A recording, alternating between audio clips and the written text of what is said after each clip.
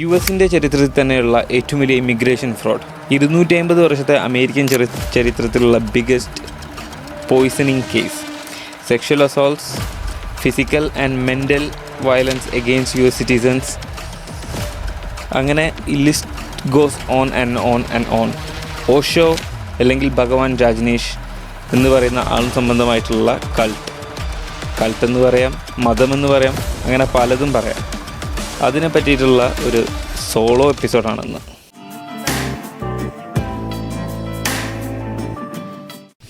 ചെറിയ ഒരു ഓഷോനെ പറ്റിയിട്ട് അറിയാത്ത ആളുകൾ ഉണ്ടാവില്ല. ഒന്നുമില്ലെങ്കിൽ ഇൻസ്റ്റാഗ്രാമിലൊരു റീലെങ്കിലും കണ്ടിട്ടുണ്ടാവും. ഇനിയിപ്പോൾ അതുമല്ലെങ്കിൽ മുമ്പ് ലാലേട്ടൻ ഓഷോൻ്റെ ഒരു ബയോഗ്രഫിക്കായിട്ടുള്ള സിനിമ ചെയ്യണം എന്ന് പറഞ്ഞിട്ട് കേട്ടിട്ടുള്ള ആളുകളുണ്ടാവും. ഈ അടുത്ത് വരെ അതിൻ്റെ ചില ഒരു ന്യൂസ് ഉണ്ടായിരുന്നു. എനിവേ, ഈ ഓഷോ എന്നറിയപ്പെടുന്ന ആൾ അല്ലെങ്കിൽ ശ്രീ ഭഗവാൻ രാജ്നേഷ്, ശരിക്കത്തെ പേര് ചന്ദ്രമോഹൻ ജെയിൻ. അതിൽ കാര്യമില്ല, ശരിക്കത്തെ പേരിൽ കാര്യമില്ല, അവിടെ കേട്ടെ. 1931 മധ്യപ്രദേശിലാണ് ഇയാൾ ജനിക്കുന്നത്. ഒരു ജൈന കുടുംബത്തിലാണ് ഇയാൾ ജനിക്കുന്നത്. ചെറുപ്പത്തിൽ തന്നെ എന്താ പറയുക, ക്രിട്ടിക്കൽ തിങ്കർ എന്നൊക്കെ പറയും, അല്ലെങ്കിൽ ഈ തീവ്ര ചിന്തകനും മതവിശ്വാസത്തിനെതിരെയും അല്ലെങ്കിൽ ദൈവവിശ്വാസത്തിനെതിരെയൊക്കെ സംസാരിച്ചിട്ടും പഠിച്ചിട്ടുള്ള ഒരു ആളായിരുന്നു ഇയാൾ.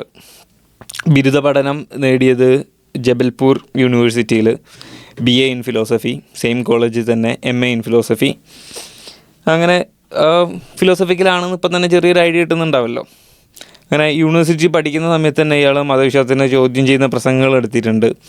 അത് ഇപ്പോൾ പൊതുവേ തന്നെ ഇപ്പോൾ നമ്മൾ ഇപ്പോഴത്തെ കാലത്തായാലും എപ്പോഴായാലും മതവിശ്വാസത്തിനെതിരെ ആയിട്ടോ അല്ലെങ്കിൽ അതിൻ്റെ വേറൊരു ഡിഫറെൻറ്റ് പേഴ്സ്പെക്റ്റീവായിട്ടോ ആര് പബ്ലിക്കലി സംസാരിച്ചാലും, ഒരു പബ്ലിക് പ്ലാറ്റ്ഫോമിൽ സംസാരിച്ചാലും അത് ഇഷ്ടപ്പെടുന്ന കുറച്ച് ആളുകളുണ്ടാവും, ഇഷ്ടപ്പെടാത്ത ഒരുപാടധികം ആളുകളുണ്ടാവും. അതേപോലെ തന്നെ ആയിരുന്നു ഇയാളുടെ കേസും. പക്ഷേ ഇയാൾക്ക് ഈ പറഞ്ഞ പോലെ ഇഷ്ടപ്പെടുന്ന അല്ലെങ്കിൽ ഇത് പ്രചോദനമായി കണ്ട കുറച്ച് ആൾക്കാർ, ഇയാൾ പറയുന്നത് കൊള്ളാലോ, ഇതിൽ എന്തൊക്കെ കാര്യമുണ്ടല്ലോ എന്ന് തോന്നിയ കുറച്ച് ആൾക്കാരുണ്ടായിരുന്നു. ഇയാളുടെ എന്താ പറയുക, ആ പ്രസംഗം കേട്ടതും ക്ലാസ് കേട്ടതും ആയിട്ടുള്ള. അങ്ങനെ ഇരിക്കുകയാണ് കോളേജും കാര്യങ്ങളൊക്കെ കഴിഞ്ഞ് ആചാര്യ രാജ്നേഷ് എന്നറിയപ്പെടുന്നത്. ഞാൻ പറഞ്ഞില്ല, പഴയ പേരിൽ കാര്യമില്ല, നമുക്ക് ഓഷോ അല്ലെങ്കിൽ ഭഗവാൻ ശ്രീ രാജ്നേഷ് ഈ പേര് മാത്രം നമ്മൾ ഓർത്ത് വെച്ചാൽ മതി. ഫസ്റ്റ് മെഡിറ്റേഷൻ ക്യാമ്പ് തുടങ്ങുന്നത് ജൂൺ 1964 രനക്പൂർ എന്ന് പറഞ്ഞ രാജസ്ഥാനിലുള്ളൊരു ചെറിയ സ്ഥലത്ത്. ആ ഫസ്റ്റത്തെ ക്യാമ്പിൽ ഒരു 150ഓളം ആളുകൾ പങ്കെടുത്തിട്ടുണ്ട്. അപ്പോൾ അന്ന് തന്നെ പങ്കെടുത്ത ആളുകൾക്കും പിന്നീടും ഒക്കെ ഈ ഒരു ഐഡിയോളജിയിൽ ഇപ്പോൾ നമ്മുടെ സമൂഹത്തിൽ തന്നെ അല്ലെങ്കിൽ നമുക്കറിയാവുന്ന തന്നെ പല വെൽ നോൺ ആയിട്ടുള്ള ആളുകളും ഇയാളുടെ ഫോളോവേഴ്സോ അല്ലെങ്കിൽ പല ഇയാളുടെ ഐഡിയകളെപ്പറ്റി പറയുന്നതോ ഒക്കെ ആയിട്ട് ഞാൻ കണ്ടിട്ടുണ്ട് സോഷ്യൽ മീഡിയയിലായാലും. അപ്പോൾ ഞാൻ വരെ ഇയാളുടെ പല റീല് കണ്ടിട്ട് ഇയാൾ കൊള്ളാലോ, പറയുന്നതിൽ കുറച്ച് കാര്യമുണ്ടല്ലോ എന്നൊക്കെ തോന്നിയിട്ടുണ്ട്. അപ്പോൾ അതിൻ്റെ ആ ഒരു നമ്മളെ ഹൂക്ക് ചെയ്യിക്കാനുള്ള മെയിൻ ഒരു റീസൺ എന്താണെന്ന് വെച്ചാൽ സ്പിരിച്വലിസം, നമ്മുടെ ഈസ്റ്റേൺ സ്പിരിച്വലിസം. ഒരുവിധം എല്ലാ മതങ്ങളിലും ഈസ്റ്റേൺ മതങ്ങളിലും ഇൻ ജനറൽ അബ്രഹാമിക് റിലിജിയൻസിൽ വരെ ലൈക്ക് സ്പിരിച്വലിസം ഇമ്പോർട്ടൻ്റ് ആണ്. നമ്മളെല്ലാം ദൈവത്തിന് കൊടുക്കുകയാണ്, എല്ലാം ദൈവമാണ്. നമ്മളെ ഒരു എന്താ പറയുക ബിലീഫ് തന്നെ നമ്മുടെ ലൈഫ് ഗോഡിന് വേണ്ടി ജീവിക്കുക കാര്യങ്ങൾക്ക് എന്നുള്ളത്. ഇപ്പുറത്തെ സൈഡിലുള്ളത് മെറ്റീരിയലിസം. വെസ്റ്റേൺ രാജ്യങ്ങൾ അന്നും ഇന്നും ഒക്കെ ഫോളോ ചെയ്യുന്ന റിലീജിയസ് ആയിട്ടുള്ള രാജ്യങ്ങളാണെങ്കിൽ പോലും വെസ്റ്റേൺ രാജ്യങ്ങളിൽ കണ്ടുവരുന്നതാണ് മെറ്റീരിയലിസം. അത് നമുക്ക് എല്ലാവർക്കും അട്രാക്റ്റഡ് ആയിട്ട് തോന്നുന്ന ഒരു കാര്യമാണ്. ഇപ്പോൾ നേരെ മറിച്ച് വളരെ ഇതായിട്ടുള്ള വെൽ ഓഫ് ആയിട്ടുള്ള വെസ്റ്റേണേഴ്സിന് സ്പിരിച്വലിസം എന്ന് പറയുന്ന ഭയങ്കര സംഭവമാണ്. ഓഷോ എന്ന് പറയുന്ന ആൾ ചെയ്തെന്താണെന്ന് വെച്ചാൽ he made A mix of eastern spiritualism and western materialism. അപ്പോൾ അത് തന്നെ ഒരു ഇൻട്രസ്റ്റിംഗ് ഐഡിയ ആണ്. ലൈക്ക് ഇതാണ് ഇയാളുടെ തോട്ടിൻ്റെയും ഫിലോസഫീൻ്റെയൊക്കെ ബേസ് ആയിട്ട് വരുന്നത്. അത് വളരെയധികമായിട്ട് ഇൻട്രസ്റ്റിംഗ് ആയിട്ടുള്ള ഒരു ഐഡിയ ആണ് കേൾക്കുമ്പോൾ തന്നെ. പക്ഷേ same time he was very brilliant, intellectually brilliant എന്ന് പറയാം. ഫ്രൂയിഡ് തൊട്ടിട്ട് ജീസസ് മുതൽ ബുദ്ധിസത്തിനെ പറ്റി വരെ ഇയാൾ പല കമൻട്രീസും കാര്യങ്ങളും സംസാരിച്ചിട്ടുണ്ട്. അത് ഒരു 1000ഓളം പബ്ലിഷേഴ്സും ലൈക്ക് ഇപ്പോഴത്തെ കാര്യമാണ് കേട്ടോ പറയുന്നത്. ഇത്രയും കാലങ്ങളൊക്കെ കഴിഞ്ഞ് ഇത് നമ്മൾ പറയുന്നത് 1964 ഈ കഥയുടെ ചെറുതായിട്ടുള്ള തുടക്കം. ഇപ്പം എത്തി നിൽക്കുമ്പം 2025 എത്തി നിൽക്കുമ്പോൾ 1000-ഓളം വരുന്ന പബ്ലിഷേഴ്സും 50 ഡിഫറെൻറ്റ് ഭാഷകളിലായിട്ട് വരെ ഇയാളുടെ ബുക്കുകൾ പ്രസിദ്ധീകരിച്ചിട്ടുണ്ട്. ഇപ്പോഴും നമുക്ക് ഓൺലൈനായിട്ടോ അല്ലെങ്കിൽ ലൈബ്രറീസിലോ ഒക്കെ ആയിട്ട് ഇയാളുടെ ബുക്കുകൾ കാണാൻ പറ്റും. ഒരു എന്താ പറയുക, ഇങ്ങനത്തെ ആളുകൾ വളരെ ചുരുക്കമേ ഉണ്ടാവുള്ളൂ എന്ന് പറയുന്നതിൻ്റെ ഒരു എക്സാമ്പിളൊക്കെ ആയിട്ട് നമുക്ക് വേണമെങ്കിൽ പറയാം. 1970 ഇയാൾ 1970 മുംബൈയിലേക്ക് താമസം മാറുന്നത്. അങ്ങനെ അന്ന് ബോംബെ, അവിടെ ഒരു 4 വർഷത്തോളം ഇയാൾ ജീവിക്കുകയുണ്ടായി. 1970 മുതൽ 74 വരെ ഇയാൾ അവിടെയാണ് ജീവിക്കുന്നത്. അപ്പോൾ അന്നത്തെ ആണെങ്കിലും ഇന്നത്തെ ആണെങ്കിലൊക്കെ കണക്കാണെന്നാണ് തോന്നുന്നത്. കാരണം പൊല്യൂഷനും അവിടുത്തെ ഹ്യൂമിഡിറ്റിയൊക്കെ കാരണം ഇയാൾക്ക് ആരോഗ്യ സംബന്ധമായിട്ടുള്ള കുറച്ച് പ്രശ്നങ്ങളുണ്ടായി തുടങ്ങി. അപ്പോൾ എന്ത് ചെയ്ത് അവിടെ നിന്ന് മാറാം എന്നുള്ള ഐഡിയയിലേക്ക് എത്തി പൂനെയിലേക്ക് മാറി. 1974 പൂനെയിലേക്ക് മാറി. പൂനെയിലേക്ക് മാറിയത് മാത്രമല്ല, അന്നത്തെ ഇയാളുടെ എന്താ പറയുക ഇടങ്കൈ അല്ലെങ്കിൽ സെക്രട്ടറി, ഒഫീഷ്യലായിട്ട് സെക്രട്ടറി എന്ന് പറയുന്ന യോഗ ലക്ഷ്മി, ഇത് എഴുതി വെച്ച് ഇങ്ങനത്തെ കുറച്ച് പേരുകളുണ്ട്. എല്ലാത്തിൻ്റെ കൂടെ ഒരു അല്ലെങ്കിൽ അങ്ങനെ എന്തൊക്കെയോ ചേർക്കുന്നുണ്ട്. യോഗ ലക്ഷ്മിയോട് പറഞ്ഞിട്ട് പൂനെയിൽ കുറച്ച് സ്ഥലം വാങ്ങാണ്. ആ സ്ഥലം ഇന്ന് അറിയപ്പെടുന്നത് ഓഷോ ഇൻ്റർനാഷണൽ മെഡിറ്റേഷൻ റിസോർട്ട് എന്ന് പറഞ്ഞിട്ടാണ്. ഇന്നും ആ സ്ഥലത്ത് അതുണ്ട്. 74 ഇത് സംഭവിക്കുന്നത്. അപ്പോൾ അതിനുശേഷം 70കളിൽ തന്നെ കുറച്ച് വെസ്റ്റേണേഴ്സ് ഇയാളെ പറ്റി അറിഞ്ഞു തുടങ്ങിയിട്ടുണ്ട്. വെസ്റ്റേണേഴ്സ് എന്ന് പറയുമ്പോൾ US-ലുള്ള ആളുകളും യൂറോപ്പിലുള്ള ആളുകളും ഓസ്ട്രേലിയയിലുള്ള ആളുകളും ഒക്കെ ആയിട്ട് എന്താ പറയുക ഇയാളെ പറ്റി ഇയാളുടെ അല്ലെങ്കിൽ കമൻട്രീസും ബുക്സും ഒക്കെ വായിച്ചു തുടങ്ങിയിട്ടുണ്ട്. Especially sex to super consciousness and the book of secrets, ഈ 2 ബുക്കുകളും ഭയങ്കര പോപ്പുലറായിരുന്നു അന്ന് വെസ്റ്റേൺ ഓഡിയൻസിൻ്റെ അടുത്ത്. ഇപ്പോൾ സെക്സ് ടു സൂപ്പർ കോൺഷ്യസ്നെസ് എന്ന് പറയുമ്പോൾ തന്നെ ഇപ്പം ഇതിങ്ങനെ കാണുമ്പോൾ എനിക്ക് വരെ വായിക്കാൻ തോന്നുന്നുണ്ട്. Sex to super consciousness, sex കാരണം നമുക്കൊരു സൂപ്പർ കോൺഷ്യസ്നെസ് ലെവലിൽ എത്താമെന്ന് പറയുന്ന ഒരു സംഭവം സ്ട്രൈക്കിംഗ് ആണ്, ഇൻട്രസ്റ്റിംഗ് ആണ്. ഓഫ് കോഴ്സ് ആളുകൾ വായിക്കും, ആളുകൾക്ക് ഇഷ്ടപ്പെടും എന്ന് തോന്നുന്നു. ഞാൻ വായിച്ചിട്ടില്ല, നിങ്ങൾക്ക് ടൈം ഉണ്ടെങ്കിൽ വായിച്ചു നോക്കുക, ചിലപ്പോൾ രസമുണ്ടാകും. ഞാൻ ചിലപ്പം വായിച്ചെന്ന് വരും. എനിവേ, അങ്ങനെ വെസ്റ്റേണേഴ്സിൻ്റെ ഇടയിൽ ഒരു പോപ്പുലർ ഹൗസ് ഹോൾഡ് നെയിമായി എന്നൊന്നും പറയുന്നില്ല, കുറച്ചുകൂടി ഇപ്പം. പക്ഷേ അങ്ങനെ സ്പിരിച്വലിസം ഇതൊക്കെ ആയിട്ട് അതിനോട് ഇൻട്രസ്റ്റും അതിൽ എക്സ്പ്ലോർ ചെയ്യണം എന്നുള്ള ആളുകൾക്കും ഇയാളെപ്പറ്റി അറിഞ്ഞു തുടങ്ങി. അങ്ങനെ ഈ വെസ്റ്റേണേഴ്സ് ഈ മെഡിറ്റേഷൻ റിസോർട്ടിലേക്ക് വരാൻ തുടങ്ങി. By the time went on, കുറച്ച് സമയമൊക്കെ ഇങ്ങനെ കഴിഞ്ഞു വന്നപ്പോഴത്തേക്ക് അത് ഒരു എന്താ പറയുക സ്പിരിച്വൽ ടൂറിസത്തിൻ്റെ ഗ്ലോബൽ ഹോട്ട്സ്പോട്ടായിട്ട് മാറി. ഒരുപാട് ആളുകൾ അവിടെ എത്തിത്തുടങ്ങി ഈ റിസോർട്ടിൽ. അങ്ങനെ വെറുതെ കണ്ട് പോവല്ല, അവിടെ എത്തിയിട്ട് അവിടെ താമസിക്കാൻ തുടങ്ങുകയാണ് ചെയ്യുന്നത് ഒരുവിധം ആളുകളൊക്കെ, കൂടുതലും വെസ്റ്റേണേഴ്സ് ആയിട്ടുള്ള. അപ്പോൾ അറിയാലോ, നമുക്ക് പൊതുവേ എന്താ പറയുക കുറച്ച് തൊലി വെളുത്ത ആൾക്കാർ അല്ലെങ്കിൽ വെസ്റ്റേണേഴ്സിനെ കണ്ടാൽ തന്നെ നമുക്ക് ഭയങ്കര നമ്മളൊരു ടോപ്പ് സംഭവമായിട്ട് കാണുന്നതാണ്. എന്താണെന്ന് എനിക്കറിയില്ല, പഴയ കൊളോണിയൽ ഹാങ് ഓവർ ആണോ എന്താണ് എന്നറിയില്ല. എത്ര അതില്ല എന്ന് പറഞ്ഞാലും ആളുകളുടെ ഉള്ളിലൊരു മദാമ സായിപ്പ് എന്നൊക്കെ പറയുമ്പോൾ വരുന്ന ഒരു എന്താ പറയുക പേഴ്സ്പെക്റ്റീവും ഒരു ചിന്താഗതി ഉണ്ടല്ലോ. അപ്പം അന്നേ ആളുകൾക്ക് അതൊരു സംഭവമായിട്ട് തോന്നി. ഇത്രയും വെസ്റ്റേണേഴ്സ് ഇയാളെ വന്ന് കാണുന്നുണ്ട്, അല്ലെങ്കിൽ ഇയാളെ ക്യാമ്പിലുണ്ട്, ഇയാളെ ഫോളോ ചെയ്യുന്നുണ്ട്, ഇയാളെ ടീച്ചിങ്സ് ഫോളോ ചെയ്യുന്നുണ്ട് എന്നൊക്കെ ഉള്ളതിൽ ഒരു ആശ്രമം, ഒരു സെറ്റപ്പ്. അങ്ങനെ ഇതിങ്ങനെ ഗ്രോ ചെയ്തുകൊണ്ടിരിക്കുന്ന സമയത്താണ് ഗവൺമെൻറ്റായിട്ട് ഇയാൾക്ക് കുറച്ച് പ്രശ്നം ഉണ്ടാകുന്നത്. അപ്പോൾ അതിന് മുമ്പ് ഒരു പ്രധാന ആളെപ്പറ്റി പറയാനുണ്ട്. ഷീല, ആനന്ദ് ഷീല എന്ന് പിന്നീട് അറിയപ്പെടുത്ത ഷീല ഈ ആശ്രമത്തിൽ എത്തിപ്പെടുന്നത്. പാരൻസിൻ്റെ കൂടെ വന്നാണ്, ഇന്ത്യൻ ഒറിജിൻ. പാരൻസിൻ്റെ കൂടെ ആശ്രമത്തിൽ വന്ന് ഭഗവാനെ കണ്ട്, ഭഗവാൻ ശ്രീ രാജനീഷിനെ കണ്ട് പെട്ടെന്ന് ആ ഒരു കണക്ഷൻ തോന്നി. ഈ ഒരു കണക്ഷനെ പറ്റിയിട്ട് ഒരുപാട് ആൾക്കാർ പറയുന്നുണ്ട്. അടുത്തിടപഴകിയ ആളുകൾ മാത്രമല്ല, ഇയാളെ സ്പീച്ച് കേട്ട ആളുകൾ, ആ ഒരു എന്താ പറയുക ഓഡിയൻസിലുണ്ടായ അല്ലെങ്കിൽ ഇയാളെ കമ്മ്യൂണിറ്റിയിൽ ജീവിച്ച ഒരുപാട് ആളുകൾ ഈ കണക്ഷനെ പറ്റി പറയുന്നുണ്ട്. എനിക്കത് ഭയങ്കര ഒരു സ്ട്രൈക്കിംഗ് ആയിട്ട് തോന്നി. എന്തായിരിക്കും ഇത് എന്നുള്ളത് ഞാൻ എൻ്റെ ഫ്രണ്ടിനോട് വരെ സംസാരിച്ചു. അപ്പോൾ ഫ്രണ്ട് പറയുന്നത് ഇയാൾ എന്തോ ചെയ്തിട്ടുണ്ടാവും, എന്താണ് ഇയാൾ ചെയ്ത്, അങ്ങനത്തെ ലൈക്ക് ചിന്തകളൊക്കെ വന്നു. കാരണം ഇത് ഒരുപാട് ആളുകൾ പറയുന്നുണ്ട് ഇയാൾ കണ്ട ഇതൊക്കെ. പിന്നെ ഒരു ജസ്റ്റ് ഒരു സൈഡ് നോട്ടായിട്ട് പറയാനുള്ളത്, ഞാനിന്ന് സംസാരിക്കുന്നത് പല സോഴ്സസും ഒന്നും എടുത്തിട്ടാണ്. പക്ഷേ അതിലൊരു മെജോറിറ്റിയും വൈൽഡ് കൺട്രി എന്ന് പറയുന്ന നെറ്റ്ഫ്ലിക്സ് ഡോക്യുമെൻ്ററി ആസ്പദമാക്കിയിട്ടുള്ളതാണ്. അത് എല്ലാവരും കാണാം. ഒരു എന്താ പറയുക, ഞാൻ തുടക്കത്തിൽ പറഞ്ഞ പോലെ തന്നെ ഒരു ഫാസിനേറ്റിംഗ് ലൈഫ് സ്റ്റോറി, അല്ലെങ്കിൽ ഇങ്ങനെയൊക്കെ സംഭവിച്ചിട്ടുണ്ടെന്ന് തോന്നിപ്പോവും. ഇങ്ങനെയൊക്കെ മനുഷ്യന്മാരിങ്ങനെയുണ്ട് എന്നുള്ളത് അങ്ങനെ ചിന്തിപ്പിക്കുന്ന ഒരു തരത്തിലുള്ള ഡോക്യുമെൻ്ററിയാണ്. അപ്പോൾ ഷീല വരാണ്. ഷീല ഫുൾ അങ്ങോട്ട് വീഴുകയാണ്. ഒരു ഭഗവാനായിട്ട്, ഭഗവാൻ ഒരു ഫുള്ളി ഭഗവാൻ ഫോളോവറായിട്ട് മാറാണ്. ഭഗവാനായിട്ടൊരു കണക്ഷൻ തോന്നുകയാണ്. ഭഗവാന് തിരിച്ചും അങ്ങനെ എന്താ പറയുക, ഒരു പേഴ്സണൽ കണക്ഷൻ തോന്നുകയാണ് ഷീലയായിട്ട്. അങ്ങനെ ഷീല ഭഗവാനായിട്ട് വളരെ അടുത്ത് വരുന്ന സമയത്താണ് ഈ ഇന്ത്യൻ ഗവൺമെൻറ് ആയിട്ടുള്ള കുറച്ച് പ്രശ്നങ്ങൾ വരുന്നത്. അപ്പോൾ സ്വാഭാവികമായിട്ടും നിങ്ങൾ വിചാരിക്കും പ്രശ്നം എന്താണെന്നുള്ളത്. പ്രശ്നം ഒരു ചെറിയ പ്രശ്നം പറയുകയാണെങ്കിൽ ഇന്നും ഇപ്പം അധികമൊന്നും ആയിട്ടില്ലല്ലോ, കുറച്ച് മാസമല്ലേ ആയിട്ടുള്ളൂ. രൺവീർ അലഹാബാദിയ ഒരു തല്ലിപ്പൊളി തമാശ പറഞ്ഞിട്ട്, like it was not funny at all. പക്ഷേ എന്നാലും അങ്ങനത്തെ ഒരു തമാശ പറഞ്ഞ് അത് തെറ്റാണെന്ന് എനിക്ക് തോന്നുന്നില്ല. അങ്ങനെ തെറ്റാണ് തോന്നാത്ത ആളുകളാണ് കൂടുതലെന്നാണ്. ഒന്നുമില്ലെങ്കിൽ നമ്മുടെ ഏജിലുള്ള ആളുകളെങ്കിലും അല്ലെങ്കിൽ ജനറേഷനിൽ വരുന്ന ആളുകളെങ്കിലും ജസ്റ്റ് ഒരു തമാശ, ഒരു ജോക്കായിട്ടേ അതിനെ കണ്ടിട്ടുള്ളൂ. അപ്പോൾ ഇന്ന് അങ്ങനെയാണെന്നുണ്ടെങ്കിൽ അന്നത്തെ കാലത്തൊന്ന് ആലോചിച്ച് നോക്കണം. ഇയാൾ പബ്ലിക്കായിട്ട് സെക്സിനെ പറ്റിയിട്ടും റിലീജിയനെ പറ്റിയിട്ടും അതോറിറ്റീനെ പറ്റിയിട്ടൊക്കെയാണ് ഇയാൾ പബ്ലിക്കായിട്ട് സംസാരിക്കുന്നത് ഈ ആശ്രമത്തിൽ. അപ്പോൾ അതിൻ്റെ പേരിൽ തന്നെ കുറേ കോൺട്രവേഴ്സീസ് ഉണ്ടായിരുന്നു. അങ്ങനെ ഉടലെടുത്ത് വന്ന ഇതാണ് ഈ പൊളിറ്റിക്കൽ പ്രശ്നങ്ങൾ. അതിൻ്റെ കൂടെ തന്നെ പല ടീച്ചിങ്സും ഒരു ആൻറ്റി ഹിന്ദു അല്ലെങ്കിൽ ഇമ്മോറൽ അല്ലെങ്കിൽ എന്താ പറയുക സോഷ്യലി ഡിസ്റപ്റ്റീവായിട്ടുള്ള ഐഡിയോളജീസാണ് ഇയാൾ പറയുന്നതെന്നുള്ള അഭിപ്രായക്കാർ ഇഷ്ടം പോലെ ഉണ്ടായിരുന്നു. കുറേ റൈറ്റ് വിങ് ഗ്രൂപ്പുകൾ ഈ ആശ്രമത്തിൽ കയറിയിട്ട് പ്രശ്നം ഉണ്ടാക്കാനും ഒക്കെ ആയിട്ട് ശ്രമിച്ചിട്ടുണ്ട്. പിന്നെ ഈ ഇമ്മോറൽ എന്നൊക്കെ പറയുമ്പം ഓരോ ആൾക്കാർക്കും ഓരോ മൊറാലിറ്റിയാണ് നമുക്ക് പറയാം. പക്ഷേ അല്ലെങ്കിൽ പറയാം ഒരു കലക്റ്റീവ് മൊറാലിറ്റി ഉണ്ട്.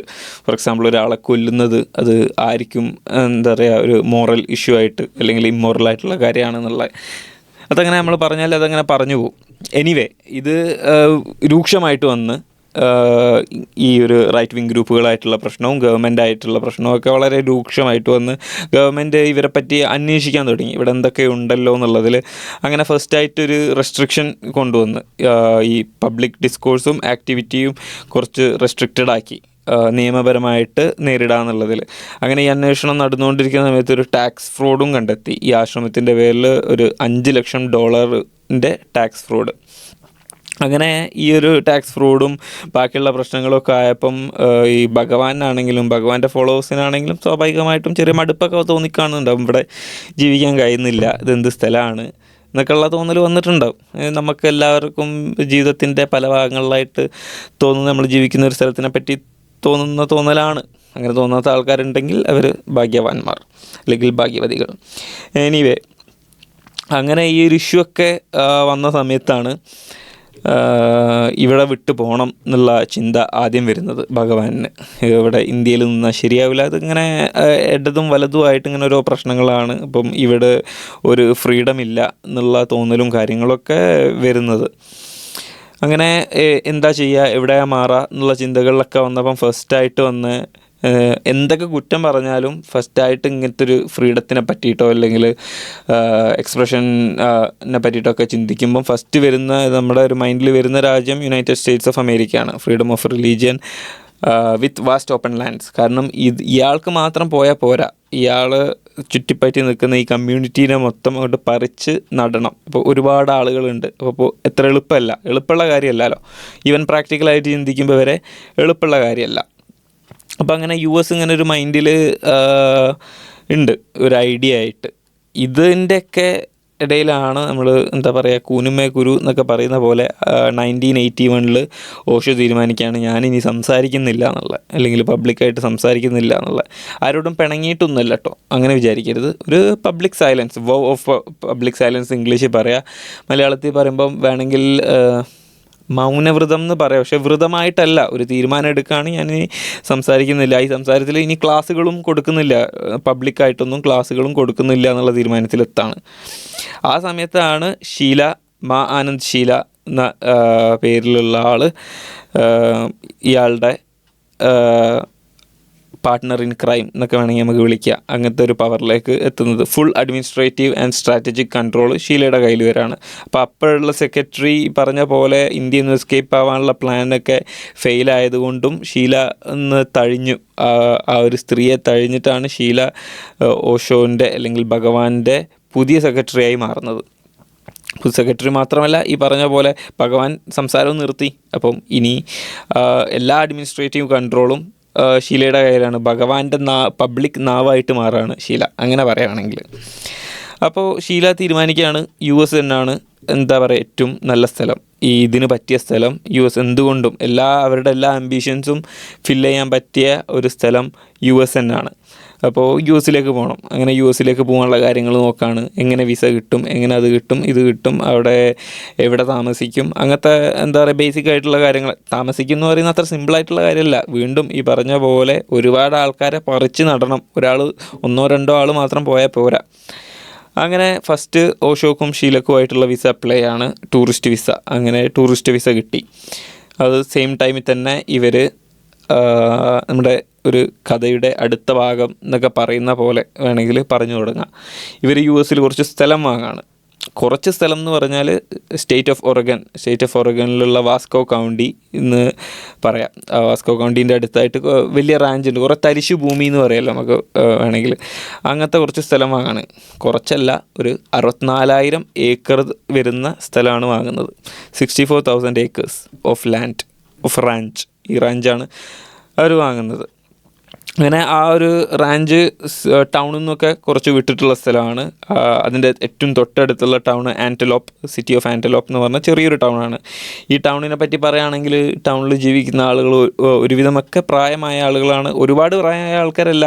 ഇപ്പം എങ്ങനെയാ പറയാം, ജസ്റ്റ് മുമ്പ് അമേരിക്കത്തെ വലിയ സിറ്റികളിലും ടൗണുകളിലും ഒക്കെ ജീവിച്ച് ജോലി ചെയ്ത് സേവ് ചെയ്ത പൈസനെ കൊണ്ട് പിന്നെ സിറ്റിയൊക്കെ വിട്ട് ചെറിയൊരു സ്ഥലത്ത് വീട് വെച്ച് അങ്ങനെ സേവ് ചെയ്ത് റിട്ടയർമെൻറ്റ് ചെയ്ത് വന്ന് താമസിക്കുന്ന ആളുകളാണ് കൂടുതലുള്ളത്. കുറച്ച് ആളുകളുള്ളൂ നമ്മുടെ ഒരു നാട്ടിൻപുറം, ഒരു തനി നാട്ടിൻപുറം. എല്ലാവർക്കും അങ്ങോട്ടും ഇങ്ങോട്ടും അറിയാം. ചെറിയൊരു കമ്മ്യൂണിറ്റി, കുറച്ച് വീടുകളുണ്ട്, ഒരു ചർച്ച് ഉണ്ട്, ഒരു കഫേ ഉണ്ട്, ഒരു റെസ്റ്റോറൻറ്റ്, സാലഡ് ബാർ എന്നൊക്കെ പറയുന്ന പോലെ ഉണ്ട്. അങ്ങനെ വളരെ ചെറിയ ഒരു കമ്മ്യൂണിറ്റി. അപ്പോൾ അവരിതൊക്കെ ഇങ്ങനെ പത്രത്തിൽ കാണുന്നുണ്ട്. ഇത് ഏതോ ഒരു ഗുരു അല്ലെങ്കിൽ ഒരു ഭഗവാൻ എന്ന് പറയുന്ന ഒരു ഗുരു സ്ഥലം വാങ്ങി 64,000 ഏക്കർ, നമ്മുടെ തൊട്ടടുത്തുള്ള ഒരു 64,000 ഏക്കർ റാഞ്ച് വാങ്ങി. ഇവർക്ക് എന്താണെന്ന് അറിയില്ല.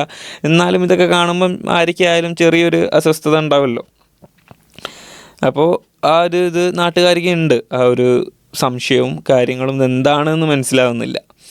അങ്ങനെ ഇവർ അങ്ങോട്ട് മൂവ് ചെയ്തു തുടങ്ങി. ഈ വരുന്ന ഈ കമ്മ്യൂണിറ്റി, ഭഗവാൻ ശ്രീ രാജ്നീഷിൻ്റെ കമ്മ്യൂണിറ്റി മെല്ലെ മെല്ലെ മൂവ് ചെയ്തു തുടങ്ങി. ഇവരുടെ ഒരു വസ്ത്രധാരണം എന്ന് പറയുന്നത് ഒരു റെഡ് അല്ലെങ്കിൽ ഓറഞ്ച് ഒക്കെ മിക്സ് ആയിട്ടുള്ള റോബോ അല്ലെങ്കിൽ ഷർട്ടും പാൻറ്റും ആണെങ്കിൽ ഇവരെ ഈ കളറിലാണ് ഇടുക. അപ്പോൾ ഇങ്ങനെയുള്ള കുറേ ആളുകൾ ഈ സ്ഥലം ഇവരുടെ ചെറിയ ടൗണിലേക്കും ഈ ടൗൺ വഴി ആ റാഞ്ചിലേക്കും വരുന്നു കൊടുക്കുന്നവർ കാണുന്നുണ്ട്. അപ്പോൾ തന്നെ ഇവർക്ക് ഈ പറഞ്ഞ പോലെ വീണ്ടും ഒരു അസ്വസ്ഥതയാണ്. അത് ശരിക്കും പറഞ്ഞാൽ നമുക്ക് റിലേറ്റ് ചെയ്യാൻ പറ്റും. ഇങ്ങനത്തെ ഒരു നമ്മളെ നാട്ടിലേക്കും ഇതേമാതിരി പെട്ടെന്ന് വരുത്തന്മാർ വരുന്നു, അതും ഒരു വിയേർഡായിട്ടുള്ള പോലെ ഉള്ള ആൾക്കാരാണ് എന്നൊക്കെയുള്ള തോന്നൽ വരും. ആർക്കായാലും ഉണ്ടാവും. നാട്ടുകാരെ കുറ്റം പറയാൻ പറ്റൂല. അപ്പോൾ അവർ ഫസ്റ്റ് ഓക്കെ, ഇത് എന്താ ഒരു ഇഷ്ടപ്പെട്ടിട്ടില്ലെങ്കിലും അവർക്കൊരു എന്താ പറയുക എതിർപ്പൊന്നും അവർ അറിയിച്ചില്ല. എന്തെങ്കിലും ആവട്ടെ എന്നുള്ള ഒരു മൈൻഡായിരുന്നു. കുറച്ച് ആൾക്കാരെ വന്നിട്ടുള്ളൂ. അവർ ഈ പറഞ്ഞ പോലെ ടൗണിൽ നിന്നും വിട്ടുള്ള കുറച്ച് റാഞ്ച് ആ സ്ഥലത്താണ് ഇവർ പോകുന്നത്. കാരവാനൊക്കെ ആയിട്ടാണ് വന്നത്, അവിടെയാണ് താമസിക്കുന്നത്. അപ്പോൾ ഇവർ ആദ്യം തുടങ്ങി എന്താ വെച്ചാൽ ഇവരുടെ ഒരു ഐഡിയ ഇതേപോലെ സെൽഫ് സഫിഷ്യൻറ്റ് കമ്മ്യൂണാണ്. അപ്പോൾ ഇവർ അഗ്രികൾച്ചർ എന്ന് പറഞ്ഞാൽ സയൻറ്റിഫിക് ആയിട്ടുള്ള വേയിലാണ് തുടങ്ങുന്നത്. കാരണം ഇതൊരു തരിശു ഭൂമിയാണ്, ഇവിടെ അധികം കൃഷിയൊന്നും പറ്റൂല എന്നുള്ള ഒരു തോന്നലാണല്ലോ എല്ലാവർക്കും ഉണ്ടാവുക. പക്ഷെ അവർ സയൻറ്റിഫിക് വേയിൽ അവിടെ കൃഷി തുടങ്ങാണ്, അഗ്രികൾച്ചറലായിട്ടുള്ള ഒരു കൃഷി തുടങ്ങാണ്. അതിൻ്റെ ഒപ്പം തന്നെ എന്താ പറയുക ചെറിയ ചെറിയ വീടുകൾ ഉണ്ടാക്കാൻ തുടങ്ങി. ചെറിയ ചെറിയ വീടിൻ്റെ മീൻസ് ഹട്ട്, ടെൻറ്റ് എന്നൊക്കെ പറയുന്ന പോലെ ഈ ഒരു റാഞ്ചിൽ 64,000 ഏക്കർ വരുന്ന റാഞ്ചിൻ്റെ ഒരു മധ്യഭാഗത്തായിട്ട് മിഡിലായിട്ട് ഇവർ ഇതുണ്ടാക്കാൻ തുടങ്ങി. ചെറിയ ചെറിയ വീടുകളും കുടിലുകളും എന്നൊക്കെ പറയുന്ന പോലെ. അപ്പോൾ അതിനനുസരിച്ച് കൂടുതൽ ആളുകളും എത്തിത്തുടങ്ങി. അപ്പോൾ ഈ ടൗണിലുള്ള ആൾക്കാർ ഡെയിലി ഇത് കാണാണ്. പുറത്തിറങ്ങുമ്പം ഒരു വയസ്സായ ആളൊക്കെ അവസ്ഥ ആലോചിച്ച് നോക്കണം. അയാൾ പാവം ഉള്ള എല്ലാ പൈസ ഉണ്ടാക്കി ഒരു സ്വസ്ഥവും സമാധാനമായിട്ടുള്ളൊരു സ്ഥലത്ത് ജീവിക്കുമ്പോൾ രാവിലെ ഒരു കോഫിയും സിഗരറ്റും എടുത്ത് പുറത്തേക്ക് ഇറങ്ങുമ്പോൾ ഇയാളെന്താ കാണുന്നത്? ഒരു ഓറഞ്ച് ചുവപ്പ് ഡ്രസ്സ് ഇട്ട കുറേ ആളുകൾ ഇങ്ങനെ നടന്നു പോവുക. ആണും പെണ്ണും എല്ലാ എന്താ പറയുക മതക്കാരും എല്ലാ നാട്ടുകാരും ഉണ്ട് ഈ കൂട്ടത്തിൽ. അങ്ങനെ ഇവർ ഒരുപാട് വീടുകൾ പോലെ അവിടെ പണിത്. അത് കഴിഞ്ഞ് ഇവരുടെ നെക്സ്റ്റ് സ്റ്റേജ് എന്താണെന്ന് വെച്ചാൽ ഇവർ അവിടെ ഒരു ഡാം വരെ ഉണ്ടാക്കി. ഡാം ഈ പറഞ്ഞ പോലെ വെള്ളത്തിനും കാര്യങ്ങൾക്കും എഗെയിൻ സെൽഫ് സഫിഷ്യൻറ്റ് സംഭവമാണ്. അപ്പോൾ ഡാം ഉണ്ടാക്കി, ഷോപ്പിംഗ് സെൻറ്റേഴ്സ് ഉണ്ടാക്കി. ഷോപ്പിംഗ് സെൻറ്റേഴ്സ് എന്ന് പറഞ്ഞാൽ നമ്മളെ എന്താ പറയുക ലുലുമാൾ പോലെയുള്ള സംഭവമൊന്നുമല്ല. ഈ പറഞ്ഞ പോലെ അത് അവരെ കൊണ്ട് പറ്റുന്ന രീതിയിലുള്ള ചെറിയ ഷോപ്പിംഗ് സെൻറ്റർ ഈ ഏരിയ തന്നെ.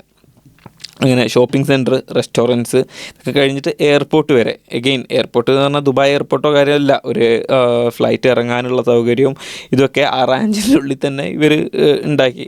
അപ്പോഴത്തേക്ക് പിന്നെ ആലോചിക്കാമല്ലോ, നാട്ടുകാർ ആകെ ഈ പറഞ്ഞ പോലെ കിളി പോയ അവസ്ഥയായി. ഇതെന്താണ് നമ്മളെ നാട്ടിൽ എന്താണ് നടക്കുന്നത് എന്നുള്ള, ഈ കൊച്ചു കേരളത്തിൽ എന്താണ് നടക്കുന്നതൊക്കെ ചോദിച്ച പോലെ തന്നെ നാട്ടുകാർക്ക് ആകെ കിളി പോയ അവസ്ഥയായി. ആ ഒരു ടൈം ആകുമ്പോഴത്തേക്ക് ഇവർക്കൊരു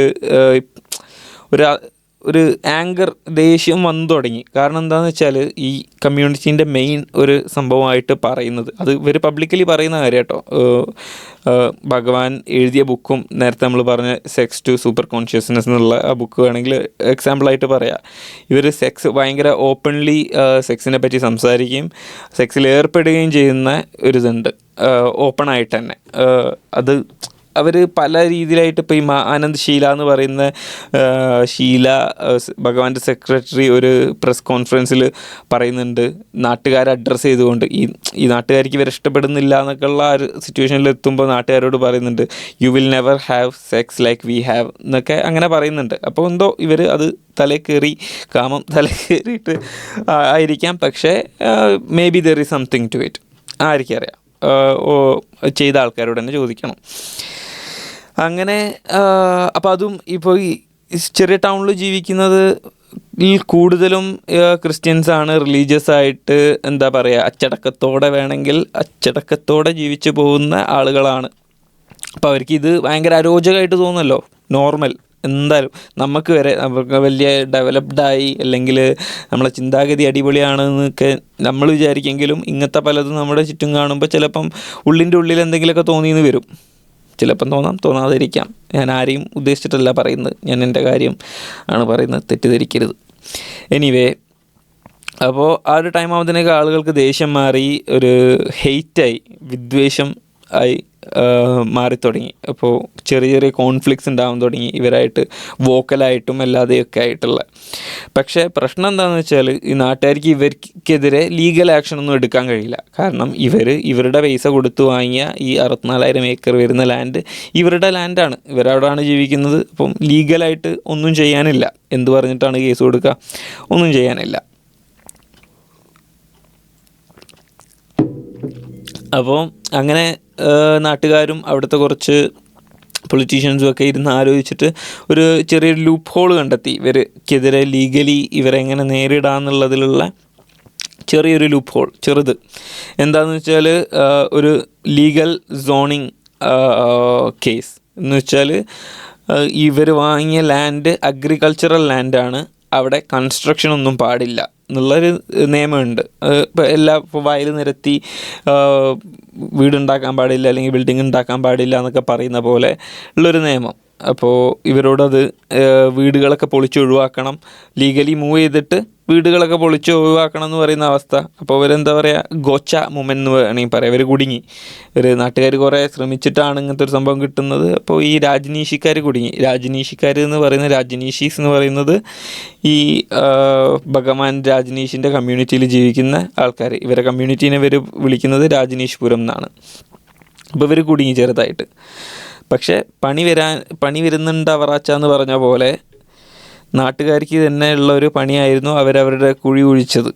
കാരണം എന്താണെന്ന് വെച്ചാൽ ഇതൊരു കൾച്ചർ വാറായിട്ട്, കാരണം ലീഗൽ കേസിലൂടെ പോയത് കൂടി ഇത് ഒഫീഷ്യലായല്ലോ. ഇത് എന്താ പറയുക, ചെറിയ കുറ്റം പറയുന്നതോ പരദൂഷണം പറയുന്നതോ ഒക്കെ മാറിയിട്ട് ഇതൊരു ഒഫീഷ്യൽ കൾച്ചർ ബാറ്റിലായിട്ട് മാറിക്കഴിഞ്ഞ്. ഇവർക്ക് നാട്ടുകാർ ഈ രാജനീഷിക്കാർക്കെതിരെ ഒഫീഷ്യലി ലീഗലി ആയിട്ട് നീങ്ങിക്കഴിഞ്ഞല്ലോ. അപ്പം ഓഫ് കോഴ്സ് ഒരു എന്താ പറയുക, അങ്ങോട്ടും ഇങ്ങോട്ടും കണ്ടുവിടാത്ത അവസ്ഥയായി. ഇപ്പോൾ ഇവരെന്താ ചെയ്തതെന്ന് വെച്ചാൽ എന്താ പറയുക, ഷീലനെ പറ്റി പറയാനാണെന്നുണ്ടെങ്കിൽ ഒരു അൺഅപ്പോളജറ്റിക് ആയിട്ടുള്ള, അല്ലെങ്കിൽ സാമർത്ഥ്യക്കാരി, അഹങ്കാരി, ഒറ്റ വാക്കിൽ അതാ പറയുക. ഈ ഡോക്യുമെൻ്ററി കണ്ടു കഴിഞ്ഞാൽ മനസ്സിലാവും. പല എന്താ പറയുക, ചെറ്റത്തരം ചെയ്തിട്ടും അതിലും മോശമായിട്ടുള്ള വാക്കുകൾ ഉപയോഗിക്കണം. അവസാനത്തിലൊന്നും ഒരു റിമോഴ്സോ ഒരു കുറ്റബോധമോ ഇല്ലാത്തൊരു ക്യാരക്ടറാണ്. ഒരു വിയേർഡ് ഈവിൽ പേഴ്സൺ എന്ന് വേണമെങ്കിലും പറയാം. അപ്പോൾ അങ്ങനത്തെ ആളാണ് ഫുൾ അഡ്മിനിസ്ട്രേറ്റീവ് പവറിലുള്ളത്. ആലോചിക്കണം, ഇപ്പോഴും ഭഗവാന് മിണ്ടാണ്ടിരിക്കുകയാണ്. ഭഗവാന് മിണ്ടുന്നൊന്നുമില്ല. അങ്ങനെ ഷീലയുടെ കുറച്ച് കൂട്ടാളികളുമായിട്ട് ഒരു ഐഡിയ ഉണ്ടാക്കുകയാണ്. ഏതായാലും ഇവരെ ഇവിടുന്ന് ഒഴിവാക്കാനാണ് നാട്ടുകാർ ശ്രമിക്കുന്നത്. ഇപ്പം നമ്മളുണ്ടാക്കിയ കൺസ്ട്രക്ഷനൊക്കെ പൊളിച്ച് ഒഴിവാക്കണം എന്നാണ് ഇവർ പറയുന്നത്. അപ്പോൾ ഇവരെന്താക്കി, ആ ചെറിയൊരു ടൗൺ ഉണ്ടല്ലോ പറഞ്ഞ റാഞ്ച് വിട്ടിട്ടുള്ള അതിൻ്റെ തൊട്ടടുത്തുള്ള ചെറിയ ടൗൺ, ആ ടൗണിലുള്ള കുറച്ച് എംപ്റ്റി ഹൗസസ്, അതേപോലെ ഒഴിഞ്ഞ ഷോപ്പുകൾ, ഒഴിഞ്ഞ വീടുകളൊക്കെ മെല്ലെ മെല്ലെ ഇവർ വാങ്ങി തുടങ്ങി. ഇവരുടെ കയ്യിൽ കുറേ പേസ് ഉണ്ട്. ഈ പറയുന്ന പോലെ പല വെസ്റ്റേൺ രാജ്യങ്ങളിൽ നിന്നും ഫൈനാൻഷ്യലി വെൽ ഓഫ് ആയിട്ടുള്ള ആൾക്കാരും കൂടി ഈ കമ്മ്യൂണിറ്റിയിൽ വരുന്നുണ്ട്. അതുകൊണ്ട് പേസൊക്കെ അങ്ങനെ വലിയൊരു ബുദ്ധിമുട്ടൊന്നുമില്ല. അപ്പോൾ അതുകൊണ്ട് തന്നെ ഇവർ ഈ ടൗണിലുള്ള കുറച്ച് വീടുകളും ഷോപ്പുകളും അതും ഇതൊക്കെ ആയിട്ട് മെല്ലെ മെല്ലെ വാങ്ങി തുടങ്ങി. അങ്ങനെ എന്താ, ഇവരെ ഈ റാഞ്ചിൽ നിന്ന് പുറത്താക്കാനുള്ള ഈ ലീഗലി കാര്യങ്ങൾ നടന്നുകൊണ്ടിരിക്കുന്ന സമയത്ത് ഈ റാഞ്ചിലുള്ള ആൾക്കാർ വീട് വാങ്ങിയിട്ട് ടൗണിലേക്ക് വരാൻ തുടങ്ങി. ഇപ്പം മുമ്പ് കുറച്ച് വിട്ടിട്ട് റാഞ്ചിലെങ്കിലും ആണെന്ന് നാട്ടുകാർക്ക് പറയാനും ഇപ്പം അവരുടെ മുറ്റത്ത് തന്നെ എത്തി. ഇവരുടെ അയൽവാസികളായി മാറി. സ്വന്തം വീടിൻ്റെ തൊട്ടപ്പുറത്തുള്ള വീട്ടിലായി ഇവരുടെ താമസവും കാര്യങ്ങളൊക്കെ. പിന്നെ ഈ പറയുന്ന പോലെ സെക്സും പബ്ലിക്കായിട്ടുള്ള അഫെക്ഷനും കാര്യങ്ങളും ഒക്കെ ഇവരുടെ തൊട്ട് മുമ്പിൽ തന്നെ എത്തി. ഒരു ദിവസം പോലും ഇതൊന്നും കാണാതെ ഇവർക്ക് ജീവിക്കാൻ പറ്റില്ല എന്നുള്ള ഒരവസ്ഥയിലെത്തി. അപ്പോഴത്തേക്ക് ഭയങ്കര എന്താ പറയുക, ടോക്സിക് ആയിരിക്കുന്ന ഈ സിറ്റുവേഷൻ. അങ്ങനെ അവിടെ ടൗണിലെ ആളുകൾ കൂടി വന്നതോടുകൂടി തന്നെ ഇവർക്ക് ഈ രാജനീഷിക്കാർക്ക് പോലീസ് ഫോഴ്സിലേക്കും അല്ലെങ്കിൽ ഫയർ ഫോഴ്സിലേക്കും ഒക്കെ അപ്ലൈ ചെയ്യാനുള്ള അവസരമായി. കാരണം ഇവർ നാട്ടിലത്തെ റെസിഡൻസ് ആണല്ലോ. അപ്പോൾ ഇവർക്കും റെപ്രസെൻറ്റേഷൻ വേണം. ഇങ്ങനത്തെ സ്ഥലങ്ങളിലൊക്കെ ഇവർക്കും റെപ്രസെൻറ്റേഷൻ വേണം. അങ്ങനെ ഈ പോലീസ് ഫോഴ്സ് മൊത്തമായിട്ട് തന്നെ ഇവരുടെ ആൾക്കാരായി. പോലീസ് ഫോഴ്സിലുള്ള ഫുൾ ലീഗലായിട്ടാണ് കേട്ടോ സംഭവിക്കുന്നത്. ഇതൊന്നും ഇല്ലീഗലായിട്ടുള്ള കാര്യങ്ങളല്ല. പോലീസ് ഫോഴ്സ് മൊത്തം ഇവരുടെ ആൾക്കാരായി. പോലീസ് ഫോഴ്സിൻ്റെ പേര് അവർ ഒഫീഷ്യലി മാറ്റിയിട്ട് പീസ് ഫോഴ്സിനായി. പീസ് കോർപ്സോ പീസ് ഫോഴ്സിനോ അങ്ങനെ എന്തോ ആക്കി. Piece force, yes. മേയർ ഓഫീസിലേക്ക് മത്സരിക്കാൻ തുടങ്ങി. ഇവർക്ക് ആദ്യം ഒരു മേയർ ഉണ്ടായിരുന്നു. ഈ റാഞ്ചിൽ ആദ്യം ഒരു മേയർ ഉണ്ട്. പക്ഷെ അതൊരു ആലങ്കാരികമായിട്ടുള്ള ഒരു ഡെക്കറേറ്ററി ഒരു പട്ടം എന്നൊക്കെ പറയുന്ന പോലുള്ള. പക്ഷേ ഇയാൾ തന്നെ മേയർ ഓഫീസിലേക്ക് മത്സരിച്ച് മേയർ ഓഫീസിൽ എത്ര നമ്പർ ഓഫ് പീപ്പിൾ അതെനിക്ക് ഓർമ്മയില്ല, ആളുകൾ കറക്റ്റ് എത്ര ആൾക്കാർ. ഫോർ എക്സാമ്പിൾ പറയുകയാണെങ്കിൽ ഒരു 6 മെമ്പേഴ്സ്, മേയർ അടക്കം മേയർ ഓഫീസിൽ ഒരു 6 മെമ്പേഴ്സ് ഉണ്ടെങ്കിൽ അതിലൊരു 5 ഇവരുടെ ആളായി മാറി. അതിൽ ഒരാൾ മാത്രമേ നാട്ടുകാരെ റെപ്രസെൻ്റ് ചെയ്യുന്ന ഒരാളേ ഉള്ളൂ. പഴയ ലോക്കലായിട്ടുള്ള ഒരാളെ ഈ ഒരു മേയർ ഓഫീസിലുള്ളൂ. അയാൾ തന്നെ അയാളെ പണി എന്താണെന്ന് വെച്ചാൽ ചാരപ്പണിയാണ്. ഇവരുടെ ഇന്നർ വർക്കിങ്സും കാര്യങ്ങളും മനസ്സിലാവാൻ വേണ്ടിയിട്ട് ആണ് ഇയാൾ വർക്ക് ചെയ്യുന്നത്. അപ്പോൾ ഒന്ന് ആലോചിക്കണം, സ്വന്തം നാടാണ്. അപ്പോൾ നിങ്ങൾക്ക് ഒരു പേഴ്സ്പെക്റ്റീവ് കിട്ടണമെന്നുണ്ടെങ്കിൽ ഒന്ന് ആലോചിക്കാം. നമ്മൾ ചെറിയൊരു നാട്ടിൻ പുറത്താണ് ജീവിക്കുന്നത്. ആ നാട്ടിൻ പുറത്ത് കുറച്ച് വിട്ടിട്ടൊരു കാട് പ്രദേശമുണ്ട്. ആ കാട്ടിൽ ഇവർ വന്നിട്ട് കുറേ പുതിയ ആളുകൾ വന്നിട്ട് എയർപോർട്ട് ഉണ്ടാക്കുന്നു, ഷോപ്പിംഗ് സെൻറ്റർ ഉണ്ടാക്കുന്നു. അതൊന്നും പോരാഞ്ഞിട്ട് ഇപ്പോൾ അവർ നമ്മുടെ തൊട്ടടുത്ത് വന്ന വീടുകൾ വാങ്ങുന്നു. അവിടെ വന്നിട്ട് നമ്മുടെ പോലീസ് എന്താ പറയുക, എന്തെങ്കിലും ആവശ്യം വന്നാൽ പോലീസിനാണ് വിളിക്കുക. ആ പോലീസ് വരെ ഇവരായി മാറുന്നു. അങ്ങനത്തെ ഒരവസ്ഥ, വല്ലാത്തൊരവസ്ഥയാണത്. അപ്പോൾ അത് കഴിഞ്ഞിട്ട് ആ ഒരു സിറ്റുവേഷൻ ടെൻസായി. നാട്ടുകാർക്ക് ഒരു രക്ഷയില്ല എന്നുള്ള അവസ്ഥയായി. അപ്പോൾ അടുത്ത ലീഗൽ സംഭവങ്ങൾ എന്താണെന്ന് വെച്ചാൽ ഇവർക്ക് രാജനീഷിക്കാർ കുറച്ച് പ്രിക്കോഷൻസ് എടുക്കാൻ തുടങ്ങി. ഇപ്പോൾ ഇവർക്കറിയാം ഒരു 1-2 ലീഗൽ കേസ് ഓൾറെഡി വന്നു കഴിഞ്ഞ് അടുത്തത് വരാണെങ്കിൽ ഇമിഗ്രേഷനായിട്ട് സംബന്ധപ്പെട്ടുള്ള എന്തെങ്കിലും വരാൻ ചാൻസ് ഉണ്ട് എന്നുള്ളത് അറിയാം. കാരണം പല രീതിയിലുമാണ് ആളുകൾ അവിടെ എത്തിപ്പെട്ടത്. അപ്പോൾ ഇവർ വീണ്ടും ഷീലയുടെ കുറച്ച് ഇന്നർ സർക്കിളിലുള്ള ആൾക്കാരും കൂടെ ഒരു പ്ലാൻ ഉണ്ടാക്കുകയാണ്. ഒരു ഇമിഗ്രേഷൻ ഫ്രോഡ് എന്ന് പിന്നീട് അറിയപ്പെട്ട US ഹിസ്റ്ററിയിൽ തന്നെ ഏറ്റവും വലിയ ഇമിഗ്രേഷൻ ഫ്രോഡ് എന്ന് പിന്നീട് അറിയപ്പെട്ടതിലുള്ള ഒരു സ്കീം, ഒരു ഭാഗം മാത്രമാണിത്. എന്താണെന്ന് വെച്ചാൽ ഇവരുടെ കമ്മ്യൂണിറ്റിയിൽ കുറേ US സിറ്റിസൺസ് ഉണ്ടായിരുന്നു. US സിറ്റിസൺസ് എന്താ പറയുക, ഓൾറെഡി ആ കമ്മ്യൂണിറ്റി തന്നെ അവർക്ക് വേറെ ഗേൾ ഫ്രണ്ട്സും വേറെ ബോയ് ഫ്രണ്ട്സും ഒക്കെ ഉണ്ട്. പക്ഷേ ഇവർ ലീഗൽ ഡോക്യുമെൻറ്റ്സ് ഇല്ലാത്ത ആൾക്കാരായിട്ട് പേരപ്പ് ആവാൻ തുടങ്ങി. പേരപ്പായിട്ട് എനിക്ക് കറക്റ്റ് ഓർമ്മയില്ല. കാരണം ഇവർക്കത് എന്തോ ഒരു ലീഗൽ ഇഷ്യൂ ഉണ്ട്. ഇവർക്ക് അവിടെ തന്നെ നിൽക്കാൻ കഴിയില്ല. ഇങ്ങനെ പേരപ്പായി അല്ലെങ്കിൽ ആ വിസ അല്ലെങ്കിൽ ആ പേപ്പർ കിട്ടുന്ന ഇവർ വേറെ എവിടെയെങ്കിലുമൊക്കെ പോയി താമസിക്കണം. അങ്ങനെ പല ആളുകളും ഇവിടുന്ന് വിട്ട് വേറെ USൻ്റെ വേറെ പല സ്ഥലങ്ങളിലും പോയിട്ട് കപ്പിളായിട്ട് താമസിക്കാൻ തുടങ്ങി. ഓൾറെഡി പാർട്ട്നേഴ്സുള്ള ആൾക്കാരാണ്. പക്ഷേ ഈ വിസൻ്റെ കാര്യത്തിൻ്റെ വെറും ഒരു അഡ്വാൻറ്റേജ് എടുക്കാൻ വേണ്ടിയിട്ട് ഒരു 6 മാസത്തോളമാണെന്ന് തോന്നുന്നു, like I'm not sure. അങ്ങനെ മാറി താമസിക്കാൻ തുടങ്ങി. ഒരു ഫ്രോഡ് സ്കീം, സത്യത്തിൽ പറഞ്ഞാലൊരു ഫ്രോഡ് സ്കീം. അങ്ങനെ അടുത്ത ഒരു കൗണ്ടി ഇലക്ഷൻ വരാണ്, ഒരു വലിയ ഇലക്ഷൻ, മേയർ തരമല്ല, അത് കഴിഞ്ഞിട്ടുള്ള അതിൻ്റെ അപ്പുറത്തേക്കുള്ള ഇലക്ഷന്. അങ്ങനെ ഷീലയുടെ കണ്ണ് ആ ഇലക്ഷനിലാണ്. ആ ഇലക്ഷനും കൂടി ജയിച്ചാൽ US തന്നെ ഒരു സ്റ്റേറ്റിൽ, ഒരു വലിയ സ്റ്റേറ്റിലെ ഒരു ഭാഗം ഇവരുടെ കൺട്രോളിൽ വരാണ്, പൊളിറ്റിക്കൽ കൺട്രോളിൽ വരാണ്. ആലോചിക്കണം ഇതിൻ്റെ ഒരു ഇമ്പോർട്ടൻസ് എത്രയാണെന്നുള്ളത്.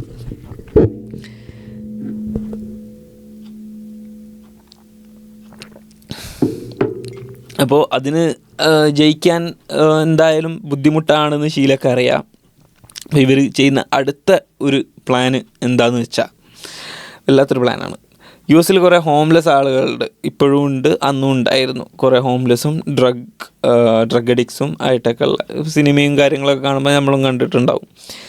അപ്പോൾ വലിയ സിറ്റീസിലാണ് കൂടുതലും, വലിയ സിറ്റീസിലോ അല്ലെങ്കിൽ വേറെ ഇവരുള്ള സ്ഥലമല്ല, വേറെ പല സിറ്റീസിലായിട്ടും. ഇവർ കുറച്ച് വോളണ്ടിയേഴ്സിനെ വിടാൻ തുടങ്ങി. ഈ കമ്മ്യൂണിറ്റിയിൽ നിന്നും വിട്ടിട്ട് ഈ ഹോംലെസ് ആയിട്ടുള്ള ആളുകളെടുത്ത് പോയിട്ട് പറയും, നമ്മുടെ അടുത്ത് ഒരു സ്ഥലമുണ്ട്, നമ്മളുടെ ഒരു കമ്മ്യൂണിറ്റി ഉണ്ട്, നമ്മൾ നിങ്ങളെ സ്വീകരിക്കും, ഇങ്ങനെ സ്ട്രീറ്റിൽ കഴിയേണ്ട ആവശ്യമില്ല, ഇവിടെ കമോൺ എന്ന് പറഞ്ഞിട്ട്.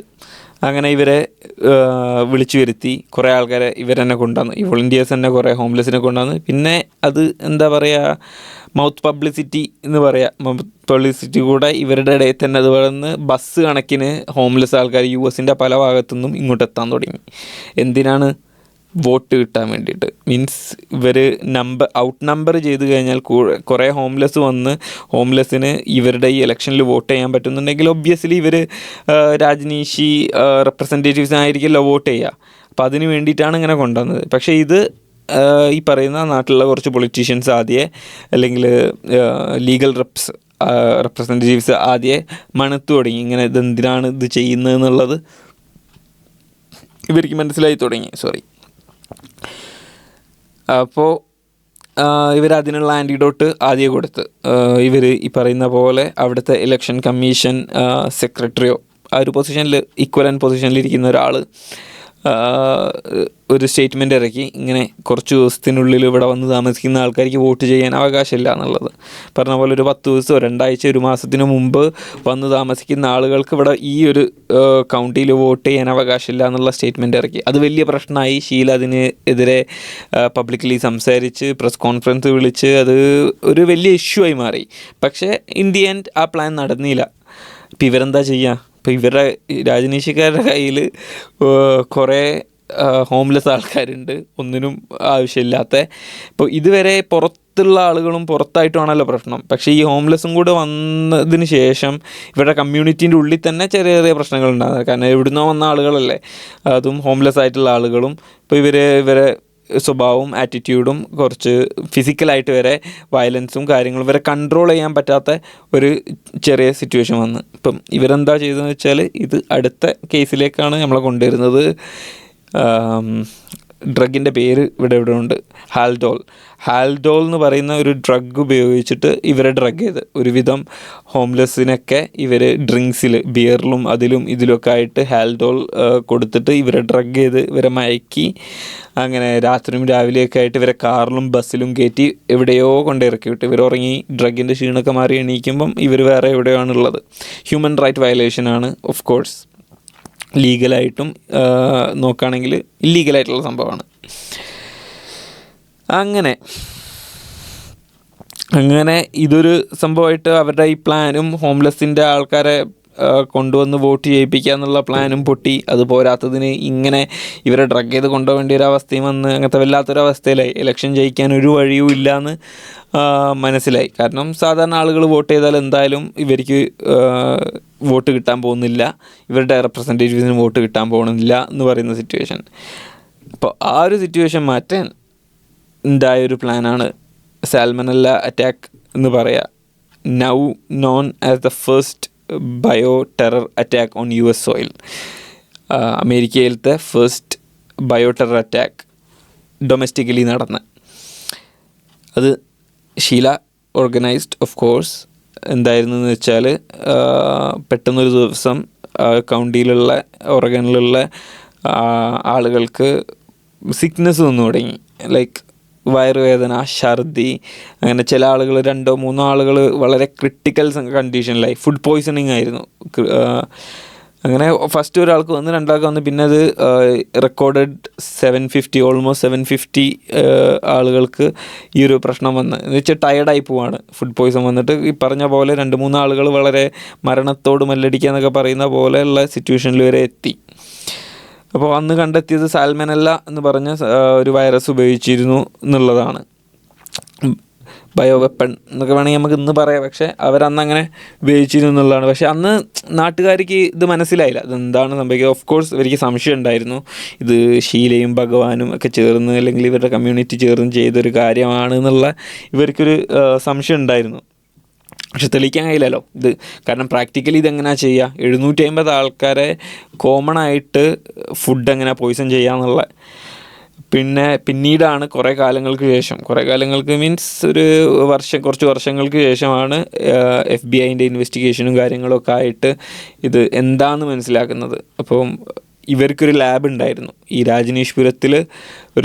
ഇതിൻ്റെ ഇടയ്ക്ക് പറയാൻ വിട്ടുപോയൊരു കാര്യമുണ്ട്, പറഞ്ഞോന്ന് എനിക്ക് ഓർമ്മയില്ല, ബട്ട് പറഞ്ഞിട്ടില്ലെങ്കിൽ 1984 ആൻറ്റലോപ്പ് എന്നുള്ള സിറ്റിയുടെ പേര് മാറ്റിയിട്ട് ഇവർ രാജനീഷ്പുരം എന്നാക്കുന്നുണ്ട്. അപ്പോൾ കമ്മിങ് ബാക്ക്, രാജനീഷ്പുരത്തിൽ തന്നെ ഇവരുടേതായിട്ടുള്ളൊരു കെമിക്കൽ ലാബ് ഉണ്ടായിരുന്നു. ഈ കെമിക്കൽ ലാബിൽ ഇവർ സാൽമനല്ല എന്ന് പറഞ്ഞ ഒരു വൈറസ് ഡെവലപ്പ് ചെയ്ത് അത് ഫുഡിൽ ഇഞ്ചെക്റ്റ് ചെയ്യുകയാണ് ചെയ്തത്. അപ്പോൾ നിങ്ങൾ വിചാരിക്കും ഫുഡിൽ ഇതെങ്ങനെയാണ് 750 ആൾക്കാർ കഴിക്കുന്ന ഫുഡിൽ ഇതെങ്ങനെയാണ് ഇഞ്ചെക്റ്റ് ചെയ്യുക. 750 ആൾക്കാരും പല സ്ഥലത്തു നിന്നായിരിക്കുമല്ലോ ഫുഡ് കഴിക്കുക. ഇപ്പോൾ ഓർഗനിൽ സാലഡ് ബാർസ് ഉണ്ട്, ഒരു ബുഫേ എന്നൊക്കെ പറയുന്ന പോലെ ബ്രേക്ക്ഫാസ്റ്റ് പ്ലേസ് എന്ന് വേണമെങ്കിൽ പറയാം. ബാറാണ്, സാലഡ്സും ബ്രേക്ക്ഫാസ്റ്റും കാര്യങ്ങളൊക്കെ ആയിട്ടുള്ള. അപ്പോൾ ഒരുവിധ ആൾക്കാരൊക്കെ പോയി കഴിക്കുന്നതാണ്. അങ്ങനെ 10ഓളം സാലഡ് ബാർസിലാണ് ഇവരിത് അൺലീഷ് ചെയ്യുന്നത് ഈ വൈറസ്.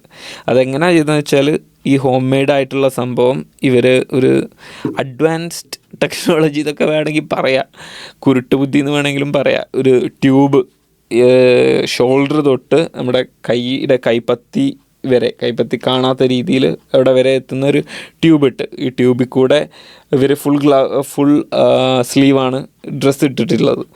അപ്പോൾ അവർ സാലഡ് ബാർസിൽ സാധാരണ ഭക്ഷണം കഴിക്കാൻ പോകുന്നത് പോലെ പോയി, പക്ഷെ കൈ ഇങ്ങനെ വെച്ചിട്ട് ആ സാലഡ് ബാർസിൻ്റെ മുകളിലൊക്കെ ഇത് സ്പ്രേ ചെയ്ത്, അങ്ങനെയാണ് ഇത് ഇവർ സ്പ്രെഡ് ചെയ്തത്. ഇത് പിന്നീട് അന്വേഷണത്തിൽ എങ്ങനെയാണ് മനസ്സിലായതെന്ന് വെച്ചാൽ, ഈ സാൽമണല്ലയിലുള്ള സെയിം അല്ലെങ്കിൽ ഈ ഫുഡിൽ ഇവർക്ക് വൈറസ്, ഈ ഇൻഫെക്ഷൻ കുടുങ്ങിയ ആൾക്കാരെ ഇതിൽ ബ്ലഡിൽ കണ്ട സെയിം ജനറ്റിക് ബാക്ടീരിയ ഇവരുടെ റാഞ്ചിലും കണ്ടെത്തി. രാജനീഷ്പുരത്തിൻ്റെ റാഞ്ചിലും ഇവർ കണ്ടെത്തി. അങ്ങനെ എലക്ഷൻ്റെത് ഒന്നും കഴിഞ്ഞില്ല. എലക്ഷൻ ആ ടെൻഷനും കാര്യങ്ങളൊക്കെ ഇങ്ങനത്തെ പല സംഭവങ്ങളും ചെയ്തെന്നുണ്ടെങ്കിലും ഇവർക്കൊന്നും ചെയ്യാൻ കഴിഞ്ഞില്ല.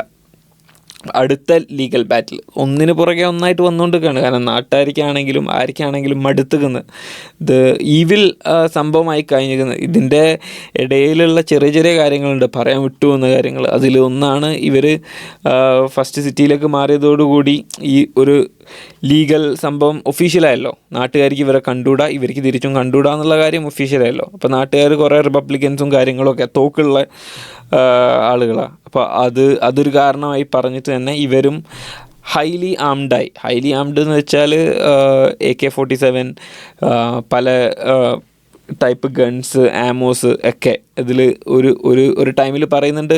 ഹോൾ ഒറഗൻ സ്റ്റേറ്റിനേക്കാളും ആമോസ്, വെടിയുണ്ടകളുള്ളത് ഇവരുടെ കയ്യിലായിരുന്നു എന്ന് പറയപ്പെടുന്നുണ്ട്. അപ്പോൾ അടുത്ത ലീഗൽ ബാറ്റിൽ വളരെ ഇൻട്രസ്റ്റിംഗ് ആണ്, അല്ലെങ്കിൽ അറ്റ്ലീസ്റ്റ് എനിക്ക് ഇൻട്രസ്റ്റിംഗ് ആയിട്ടുള്ള തോന്നിയൊരു കാര്യമാണ്. എന്താണെന്ന് വെച്ചാൽ, ഇവർക്കെതിരെ കാരണം ഇവരാണ് ഇപ്പം മേയർ ഓഫീസ് ഭരിക്കുന്നത്, ഇവരാണ് പോലീസ് ഫോഴ്സിലുള്ളത് ഒക്കെ. അപ്പോൾ ഒരു പൊളിറ്റീഷ്യൻ, US അറ്റോർണി ജനറൽ ആയിരുന്നു തോന്നുന്നു, ഇപ്പോൾ ഉറപ്പില്ല, ഇവരൊരു സംഭവം കൊണ്ടുവരാണ്, കണ്ടുപിടിച്ചതല്ല, US കോൺസ്റ്റിറ്റ്യൂഷൻ്റെ ഭാഗമായിട്ടുള്ള കാര്യമാണ്. Church and state cannot be together എന്നുള്ള, അല്ലെങ്കിൽ ചുരുക്കി പറഞ്ഞാൽ തിയോക്രസി പാടില്ല എന്നുള്ള. Theocracy in the sense, for example ഇറാനെ പറ്റി പറയുകയാണെങ്കിൽ ഇസ്ലാമിക് ഗവൺമെൻറ്റാണ്, ഇസ്ലാമിക് റവല്യൂഷണറി ഗവൺമെൻറ്റാണ്, ബ്ലാ ബ്ലാ ബ്ലാ.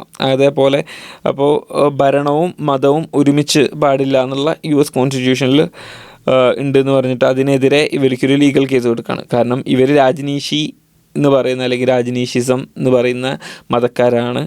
അപ്പോൾ ഈ മതത്തിൽ വിശ്വസിക്കുന്ന ആളുകളാണ് പോലീസ് ഫോഴ്സിലും മേയറിൻ്റെ ഓഫീസിലും ഒക്കെ. അപ്പോൾ US കോൺസ്റ്റിറ്റ്യൂഷനെതിരാണ് അത്. കാരണം മതവും സ്റ്റേറ്റും വേറെ ആവണം എന്നുള്ള.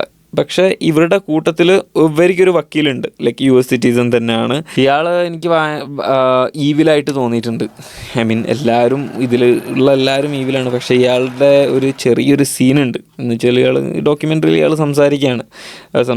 ഒരു അസാസിനേഷൻ അറ്റംപ്റ്റിനെ പറ്റി ഇവരൊരു അസാസിനേഷൻ അറ്റംപ്റ്റ് ഒക്കെ നടത്തുന്നുണ്ട്. പാളിപ്പോയി, പക്ഷേ ദേ കെയിം വെരി ക്ലോസ്. അത് പാളിപ്പോയി. അപ്പോൾ അതിനെ പറ്റിയിട്ടാണ് ഇയാൾ സംസാരിക്കുന്നത്. ഇയാൾ സംസാരിച്ചിട്ട് പറയുന്നത് അതിനെന്താ എന്നുള്ള ഒരു മട്ടിലാണ് ഇയാൾ സംസാരിക്കുന്നത്. അതുപോലെ every human has a dark side inside them, so I don't see a problem എന്നുള്ള. അങ്ങനെ ഒരാൾ കണ്ണിൽ നോക്കി പറയുമ്പം ഒരാളെ കൊല്ലുന്നത് പ്രശ്നമില്ല, അത് ഒരു മനുഷ്യൻ്റെ ഉള്ളിലുള്ള ഡാർക്ക് സൈഡിൽ നിന്നും വരുന്ന ഒരു തോട്ടാണ് എന്ന് കണ്ണിൽ നോക്കി ഇങ്ങനെ പറയുമ്പോൾ അത് ഭയങ്കര ഡിസ്റ്റർബിംഗ് ആയി തോന്നി എനിക്ക്. ഇയാളെ ഓവറോൾ സംസാരം, overall through out the documentary ഇയാളെ സംസാരം ഭയങ്കര ഒരു ഡിസ്റ്റർബിംഗ് ആയിട്ട് തോന്നി. അപ്പോൾ ഈ വക്കീൽ like end of the day ഇയാൾ വക്കീലാണ്, സ്മാർട്ടാണ്. അപ്പോൾ ഇയാൾ അതിലും ഒരു ലൂപ്പ് ഹോൾ അല്ലെങ്കിൽ ഒരു കൗണ്ടർ ആർഗ്യുമെൻ്റ് കണ്ടെത്തി. എന്തിനെതിരെ? ഈ ചേർച്ച് ആൻഡ് സ്റ്റേറ്റ് തിയോക്രസി എന്ന് പറയുന്ന ഈ ലീഗൽ അക്യൂസേഷനെതിരെ ഇയാൾ കണ്ടെത്തി എന്താണെന്ന് വെച്ചാൽ വേറെയും കുറച്ച് US സ്റ്റേറ്റ്സിൽ ഇതിനോട് സംബന്ധമായിട്ടുള്ള കാര്യങ്ങൾ നടന്നിട്ടുണ്ട് എന്നുള്ളത്. ഫോർ എക്സാമ്പിൾ യൂട്ടയിൽ മോർമനിസം എന്ന് പറയുന്ന റിലീജിയനാണ് കൂടുതലും ഉണ്ടായിരുന്നത്. അവിടെ ഈ പവറിലിരുന്ന ആളുകൾ ഈ പറഞ്ഞ പോലെ തന്നെ പോലീസ് ഫോഴ്സ് അല്ലെങ്കിൽ മേയർ ഓഫീസ്, ഇവിടെയൊക്കെ ഈ മതക്കാരായിരുന്നു ഉണ്ടായിരുന്നത്. അതേപോലെ പെൻസിൽവാനിയയിൽ ആമിഷ് മതക്കാരായിരുന്നു ഉണ്ടായിരുന്നത്. ഇല്ലിനോയിൽ ഇവാഞ്ചലിസ്റ്റ് ക്രിസ്ത്യൻസ് ആയിരുന്നു ഉണ്ടായിരുന്നത്. അപ്പോൾ ഇതൊന്നും പ്രശ്നമല്ലേ എന്നാണ് അയാളുടെ ചോദ്യം. അതങ്ങനെ അവിടെ തള്ളിപ്പോവാണ്. ലൈക്ക് അതൊരു വാലിഡ് പോയിൻ്റ് ആയതുകൊണ്ടും കൂടി അതവിടെ തള്ളിപ്പോവാണ്. അങ്ങനെ ഇത് ഡേ ബൈ ഡേ ഓരോ പ്രശ്നങ്ങൾ വഷളായിക്കൊണ്ടിരിക്കുകയാണല്ലോ. ആ ഒരു സമയത്ത് തന്നെ ഫോർ ദ ഫസ്റ്റ് ടൈം ഇവരുടെ കൂട്ടത്തിൻ്റെ ഉള്ളിൽ തന്നെ ചെറിയ ചെറിയ പ്രശ്നങ്ങൾ ഉണ്ടായി തുടങ്ങി. എല്ലാ മതത്തിൻ്റെയും പോലെ തന്നെ, എല്ലാ മതം എന്ന് വേണമെങ്കിലും പറയാം, ഒരുവിധം എല്ലാ മതത്തിൻ്റെയും പോലെ തന്നെ അല്ലെങ്കിൽ എല്ലാ കമ്മ്യൂണിറ്റിയുടെയും പോലെ തന്നെ വിഭജനം വന്നു തുടങ്ങി. അപ്പോൾ മെയിനായിട്ട് 2 റീസൺസ് ആയിരുന്നു ഉണ്ടായിരുന്നത്.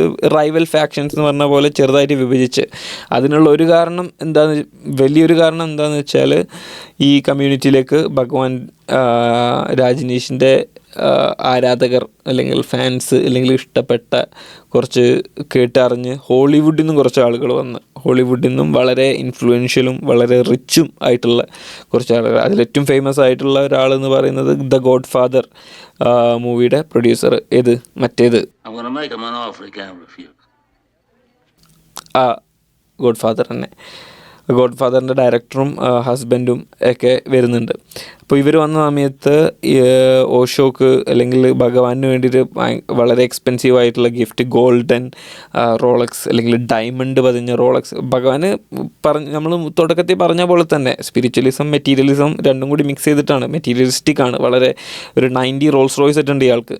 90 റോൾസ് റോയ്സ്, 2 പ്രൈവറ്റ് ജെറ്റ്, ഇതൊക്കെ ഉണ്ട്. അപ്പോൾ ഓഫ് കോഴ്സ് ഈ ഗിഫ്റ്റുകളൊക്കെ ഭയങ്കര ഇഷ്ടപ്പെട്ട് ഭഗവാന് ഇവരായിട്ട് നല്ലോണം അടുക്കാൻ തുടങ്ങി. അപ്പോൾ അതിനു മുമ്പ് വരെ ശീലയായിട്ടാണ് സംസാരിക്കുന്നതും. എഗെയിൻ ഓർമ്മിപ്പിക്കുകയാണ്, ഭഗവാൻ ഇപ്പോഴും പബ്ലിക്കലി സംസാരിക്കുന്നില്ല. ഇതൊക്കെ നടന്നുകൊണ്ട് നിൽക്കുമ്പോഴും ഭഗവാൻ പബ്ലിക്കലി സംസാരിക്കുന്നില്ല, ശീലയായിട്ടാണ് സംസാരിക്കുന്നത്. അപ്പോൾ ശീലയാണ് സ്പോക്സ് പേഴ്സൺ. പക്ഷേ ഇവർക്ക് ഈ ഭഗവാന്റെ മേലുണ്ടാകുന്ന ഇൻഫ്ലുവൻസ് ശീലക്ക് ഇഷ്ടപ്പെടുന്നില്ല. സ്വാഭാവികം, ജലസി, അസൂയ, എല്ലാതെന്ത്. അപ്പോൾ അതുകൊണ്ട് തന്നെ അവിടെ ഒരു റൈവൽറി വരാണ് ഇവർ ഈ 2 ഗ്രൂപ്പും തമ്മിൽ. ഷീലയുടെ ഓൾഡ് ഗാർഡും പിന്നെ ഹോളിവുഡ് ടീമും തമ്മിലുള്ള ആ ഒരു ഭഗവാന്റെ മേലിൽ ആർക്ക് കൂടുതൽ ഇൻഫ്ലുവൻസ് ഉണ്ടാവണം എന്നുള്ള ഒരു റൈവൽറി വരാണ്. അപ്പോൾ ഷീലയുടെ പേഴ്സ്പെക്റ്റീവിൽ നിന്നും ഇവർ ഭഗവാനെ ഡ്രഗ് ചെയ്യുന്നുണ്ട് അല്ലെങ്കിൽ ഇവർ ഭഗവാനെ ബാഡ്ലി ഇൻഫ്ലുവൻസ് ചെയ്യുന്നുണ്ട് എന്നാണ് ഷീലയുടെ ഒരു പേഴ്സ്പെക്റ്റീവ്. അപ്പം അതിന് തടക്കാൻ വേണ്ടി ഷീല എന്താണ് ചെയ്യുന്നത്? അടുത്ത വലിയൊരു കേസ്, എനിക്ക് തോന്നുന്നു ഇതും US തന്നെ ഏറ്റവും വലിയ വയർ ടാപ്പിംഗ് എന്ന് വെച്ചാൽ സ്പൈയിങ് കേസാണ്. ഷീല രാജനീഷിപുരം മൊത്തം വയർ ടാപ്പ് ചെയ്യാണ്, ഓഷോയുടെ അല്ലെങ്കിൽ ഭഗവാന്റെ റൂമടക്കം. അപ്പോൾ തുടക്കത്തിൽ നമുക്ക് അങ്ങനെയൊക്കെ തോന്നുള്ളൂ. പക്ഷേ പിന്നീട് ഇതെല്ലാം ഡിസംബിൾ ആയ സമയത്ത്, ഇതൊക്കെ പൊളിഞ്ഞ സമയത്ത് ഇവർ ഷീലയുടെ റൂമിൽ ബങ്കർ കണ്ടെത്തുക. ആ ബങ്കറിൽ നിന്നും ഒരു ടണൽ കണ്ടെത്തുക. ആ ടണലിൽ കൂടെ പോയ വേറൊരു റൂം, ആ റൂമിൽ ഈ പറഞ്ഞ പോലെ ഒരുപാട് കാസറ്റ്സ്, ചെറിയ ചെറിയ കാസറ്റ്സ്, അവിടെ നടക്കുന്ന എല്ലാം ഷീല റെക്കോർഡ് ചെയ്തിട്ടുണ്ടായിരുന്നു, എല്ലാം വയർ ടാപ്പ് ചെയ്തിട്ടുണ്ടായിരുന്നു. അഗെയിൻ ഓഷോയുടെ റൂം അടക്കം. അങ്ങനെ ഒരു ദിവസം ഈ ടാപ്പിൽ ഷീല കേൾക്കാണ്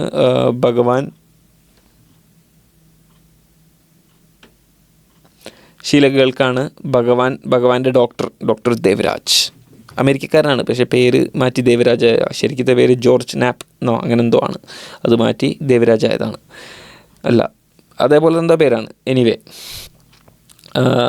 ഡോക്ടറോട് ചോദിക്കുകയാണ് like I want to die, what's the most easiest way to die without pain എന്നുള്ളത്. എനിക്ക് മരിക്കണം, വേദന ഇല്ലാതെ മരിക്കാൻ എളുപ്പമായിട്ടുള്ള വഴികൾ എന്താണെന്ന് ചോദിക്കുകയാണ്. ഷീല ഇത് വയർ ടാപ്പ് ചെയ്തുകൊണ്ടാണ് ഷീല ഇത് കേൾക്കുന്നത്. അപ്പോൾ ഡോക്ടർ കുറച്ച് മൾട്ടിപ്പിൾ കെമിക്കൽസിൻ്റെ പേര് പറഞ്ഞ്, ഈ കെമിക്കൽസ് ബോഡിയുടെ 3 ഭാഗത്തായിട്ട് സെയിം ടൈം ഇഞ്ചെക്ട് ചെയ്താൽ അതായിരിക്കും ഏറ്റവും easiest and not painful death എന്നുള്ളതൊക്കെ ഡോക്ടർ അതിൽ പറയുന്നുണ്ട്. അതിനുശേഷം ഭഗവാൻ ഷീലേനെ റൂമിലേക്ക് വിളിപ്പിച്ചിട്ട് പറയാണ്, എനിക്കൊരു ഫ്യൂണറൽ റിച്വൽ അല്ലെങ്കിൽ ഉണ്ടാക്കണം, അതിന് ഈ ഒരു റാഞ്ചിൽ തന്നെ അത് ഉണ്ടാക്കണം, അതിൻ്റെ കൂടെ തന്നെ ഒരു സ്മാരകം പണിയണം എന്നുള്ള രീതിയിൽ സംസാരിക്കുകയാണ്. അപ്പോൾ ഷീലക്ക് മനസ്സിലായി ഇതൊന്നും ഡീമോട്ടിവേറ്റ് ചെയ്യാൻ കഴിയില്ല, കാരണം അയാൾ തീരുമാനിച്ച പോലെയാണ് സംസാരിക്കുന്നത്. ഇപ്പോൾ ആ സമയമാകുമ്പോഴത്തേക്ക് ഈ പറഞ്ഞ പോലെ ഈ ഹോളിവുഡ് ടീമിൻ്റെ ഇൻഫ്ലുവൻസും ഭഗവാനുണ്ട്. അപ്പോൾ ഷീല മാത്രമല്ല ഇപ്പം എന്താ പറയുക റൈറ്റ് ഹാൻഡ് എന്ന് പറയുന്നത്, ഓൾമോസ്റ്റ് ഭഗവാൻ ഈക്വൽ ടൈമാണ്, അല്ലെങ്കിൽ ടൈമും സ്പേസുമാണ് 2 ടീമിനും കൊടുക്കുന്നത്. അപ്പോൾ ഷീലക്കും വലിയൊരു ഇൻഫ്ലുവൻസ് ഇല്ലാതായി, ഡീമോട്ടിവേറ്റ് ചെയ്യാൻ കഴിയില്ല എന്ന് മനസ്സിലായി. അപ്പോൾ ഷീല എന്താ ചെയ്യുന്നത്, പ്ലോട്ട്സ് ആൻ അസാസിനേഷൻ. അപ്പോൾ ഈ ഡോക്ടറെ കൊല്ലാൻ വേണ്ടിയിട്ട് ഒരു പ്ലാൻ ഉണ്ടാക്കുകയാണ്. കാരണം ഈ ഡോക്ടറാണല്ലോ ഈ കെമിക്കൽ ഉണ്ടാക്കേണ്ടതും, ഡോക്ടറാണ് ഇത് സജസ്റ്റ് ചെയ്യുന്നതും ഒക്കെ. അപ്പോൾ ഷീലയുടെ ബുദ്ധിയിൽ ഡോക്ടറെ തട്ടിക്കഴിഞ്ഞാൽ like it will be solved എന്നുള്ളതാണ്. അങ്ങനെ ഇതിൽ വേറൊരു ക്യാരക്ടറുണ്ട്. ആ ക്യാരക്ടർ ഷീലയുടെ ക്ലോസ് ആയിട്ടുള്ള Ma Shanti Bhadra, Australian origin, Catherine Jane Stubbs എന്നാണ് റിയൽ നെയിം. ആ ഡോക്യുമെൻ്ററിയിലുണ്ട്, ആ ഡോക്യുമെൻ്ററിയിൽ കാണിക്കുന്നുണ്ട്. ഈ മാ ശാന്തി ഭദ്രയോട് ഷീല പറയാണ് ഡോക്ടറെ കൊല്ലണം, ഇത് നിൽക്കണം. അപ്പോൾ ഈ മാ ശാന്തി ഭദ്ര അല്ലെങ്കിൽ കാതറിൻ എന്നൊക്കെ പറയുന്ന ആൾ സ്ത്രീ വളരെ ബ്രെയിൻ വാഷ്ഡ് ആയിട്ടുള്ള ആ ഒരു കൾട്ടിൽ പെട്ടുപോയ ഒരാളാണ്. അത് ഡോക്യുമെൻ്ററി കാണുമ്പോൾ നമുക്ക് മനസ്സിലാവും. അവർ പിന്നെ ഈ റെട്രോസ്പെക്റ്റീവിൽ സംസാരിക്കുന്നത് കാണുമ്പോൾ നമുക്ക് മനസ്സിലാവും. അങ്ങനെ അവരോട് പറയുകയാണ് ഇത് കൊല്ലണം, കാരണം ഇത് ഇയാൾ ഡോക്ടറെ കൊല്ലുന്നത് ഒരു എഫക്റ്റ് എന്ന് പറയുന്നത് നീ ഭഗവാന്റെ ജീവിതം രക്ഷിക്കുകയാണ് എന്ന് പറഞ്ഞു കൊടുക്കുകയാണ്. അപ്പോൾ പറയുന്നുണ്ട് അവിടെ ഒരു നേഴ്സ് ഉണ്ട്, അവിടുത്തെ ഹോസ്പിറ്റൽ ഉണ്ടെന്ന് നമ്മൾ തുടക്കത്തിൽ പറഞ്ഞല്ലോ. ആ ഹോസ്പിറ്റൽ നോക്കി നടത്തുന്നത് ഒരു ക്ലിനിക്കൽ നേഴ്സാണ് തുടക്കം മുതൽ ഉണ്ടായിരുന്ന ആനന്ദ് പൂജ അല്ലെങ്കിൽ ഡയാൻ എന്നാണ് ശരിക്കത്തെ പേര്. ഈ പൂജയാണ് അവിടുത്തെ ഹോസ്പിറ്റലും കാര്യങ്ങളും അല്ലെങ്കിൽ ഈ കെമിക്കൽസിൻ്റെ സംഭവങ്ങളൊക്കെ നോക്കി നടത്തുന്നത്. അപ്പോൾ ഈ പൂജ ഇതേ പറഞ്ഞ പോലെ വേറൊരു പോയിസൺ കൊടുക്കുകയാണ് ഇഞ്ചക്ഷനിൽ. പറഞ്ഞാൽ ജസ്റ്റ് ഒന്ന് ഇഞ്ചെക്റ്റ് ചെയ്താൽ മതി, വേറെ ഒന്നും ചെയ്യേണ്ട, അയാൾ തട്ടിപ്പോയിക്കോളും എന്ന് പറയാണ്. അങ്ങനെ ഈ ഭഗവാന് സംസാരിക്കൊന്നും ഇല്ലയെന്നുണ്ടെങ്കിലും ഈ പറയുന്ന ഹോളിൽ ആൾക്കാരുടെ മുമ്പിൽ സ്റ്റേജിൽ വന്നിട്ട് ഇങ്ങനെ വെറുതെ ഇരിക്കും, കുറച്ച് ഇങ്ങനെ കൈ കൊണ്ടും ഇതൊക്കെ കളിക്കും ഇതാക്കും. അപ്പോൾ പക്ഷെ അതിലൊക്കെ ശ്രദ്ധിക്കേണ്ട കാര്യം അപ്പോഴൊക്കെ ആളുകൾ പറയുന്നുണ്ട് like I can feel his or I can get his energy എന്നൊക്കെ പറയുന്നുണ്ട്. അതൊന്നും ഞാൻ എന്താ പറയുക തള്ളിക്കളയുന്നില്ല, അവരനുഭവിച്ചിട്ടുണ്ടാവും. ചിലപ്പം എല്ലാം ഒരു പ്ലെസീബോ എഫക്റ്റ് ആയിരിക്കും. Anyway it's not for me to decide. അങ്ങനെ ഈ ശാന്തി ഭദ്ര ഡോക്ടറിനെ ഇത് നടന്നുകൊണ്ട് നിൽക്കുമ്പം അവിടെ ആളുകളൊക്കെ കൂടി നിൽക്കുന്നുണ്ട്. ഓഷോ സ്റ്റേജിലിരിക്കുകയാണ്. സ്ഥിരമായിട്ട് നടക്കുന്ന പരിപാടികളാണ്. അപ്പോൾ ഡോക്ടറുടെ ബാക്കിൽ പോയിട്ട് നിൽക്കുകയാണ്. ബാക്കിൽ പോയി നിന്നിട്ട് കുത്താണ് ചെയ്യുന്നത്. റൈറ്റ് ബട്ടക്സിനാണ് ഇത് ഇഞ്ചെക്റ്റ് ചെയ്യുന്നത്. ഇങ്ങനെ ഇഞ്ചെക്റ്റ് ചെയ്ത ഉടനെ ഇയാൾ തിരിഞ്ഞു നോക്കി. അപ്പോൾ അവിടെ അയാൾ ശാന്തി ഭദ്ര ഇഞ്ചക്ഷൻ എടുത്ത് ബാക്കിൽ ഒരാളെ ആദ്യം പറഞ്ഞ് സെറ്റാക്കിയിട്ടുണ്ടായിരുന്നു അത് പാസ് ചെയ്യാൻ. അപ്പോൾ തന്നെ അങ്ങനെ ബാക്കിൽ കൂടെ അത് പാസ് ചെയ്ത് പോയി. അപ്പോൾ ഡോക്ടർ തിരിഞ്ഞു നോക്കിയപ്പോൾ ഒന്നും അറിയാത്ത പോലെ നിന്ന് എന്താ സംഭവിച്ചത് എന്നൊക്കെ ഉള്ളത്. എന്നിട്ട് മെല്ലെ ബാക്കോട്ട് നടക്കാൻ തുടങ്ങി ശാന്തിഭദ്ര. അപ്പം തന്നെ ഡോക്ടർ ഇങ്ങനെ കൊഴിഞ്ഞു വീഴുന്നത് കാണാനുണ്ട്. അപ്പോൾ ഇതും കൂടി ആയപ്പം ലൈക്ക് ഇതിൽ അവർക്ക് കുറേ കുറ്റബോധമൊക്കെ വന്നിട്ടുണ്ട്. ഇത് ചെയ്തിട്ട് ഫോർ ദ ഫസ്റ്റ് ടൈം അവർ കൾട്ടിൻ്റെ ഭാഗമാണ് എന്നൊക്കെ റിയലൈസ് ചെയ്യുന്നത് അപ്പോഴാണ്. അപ്പോൾ അതിൽ പറയുന്നുണ്ട്, ചെറുപ്പം മുതലേ വീട്ടിൽ നിന്ന് മാതാപിതാക്കൾ പഠിപ്പിച്ചൊരു കാര്യമാണ് തൗ ഷാൽ നോട്ട് കിൽ എന്നുള്ള ഒരു സംഭവം. അപ്പോൾ അതിൽ കുറച്ച് ടെൻഷനും കാര്യങ്ങളും ഒരു റിമോഴ്സും ഒക്കെ ഇവർക്ക് വന്ന്, ഈ കാതറിൻ അല്ലെങ്കിൽ ശാന്തിഭദ്ര എന്ന് പറയുന്ന ആൾക്ക്.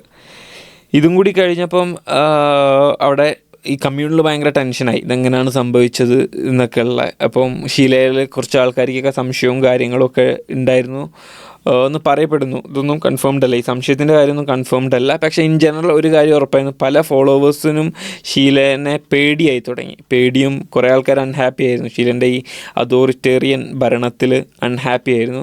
പിന്നെ പോരാത്തതിന് ഇപ്പം പുതിയൊരു ഹോളിവുഡ് ടീമും കൂടെ ഉണ്ടായതുകൊണ്ട് തന്നെ ഈ ഓഷോ ഷീലേൻ്റെ ബിഹേവിയർ ഇഷ്ടപ്പെടാൻ തുടങ്ങി. ഒരു അഗ്രസീവായിട്ടുള്ള ടാക്റ്റിക്കും ബിഹേവിയറും ഒക്കെ ഇഷ്ടമില്ലാത്ത ആ ഒരു ഇത് വന്നു തുടങ്ങി.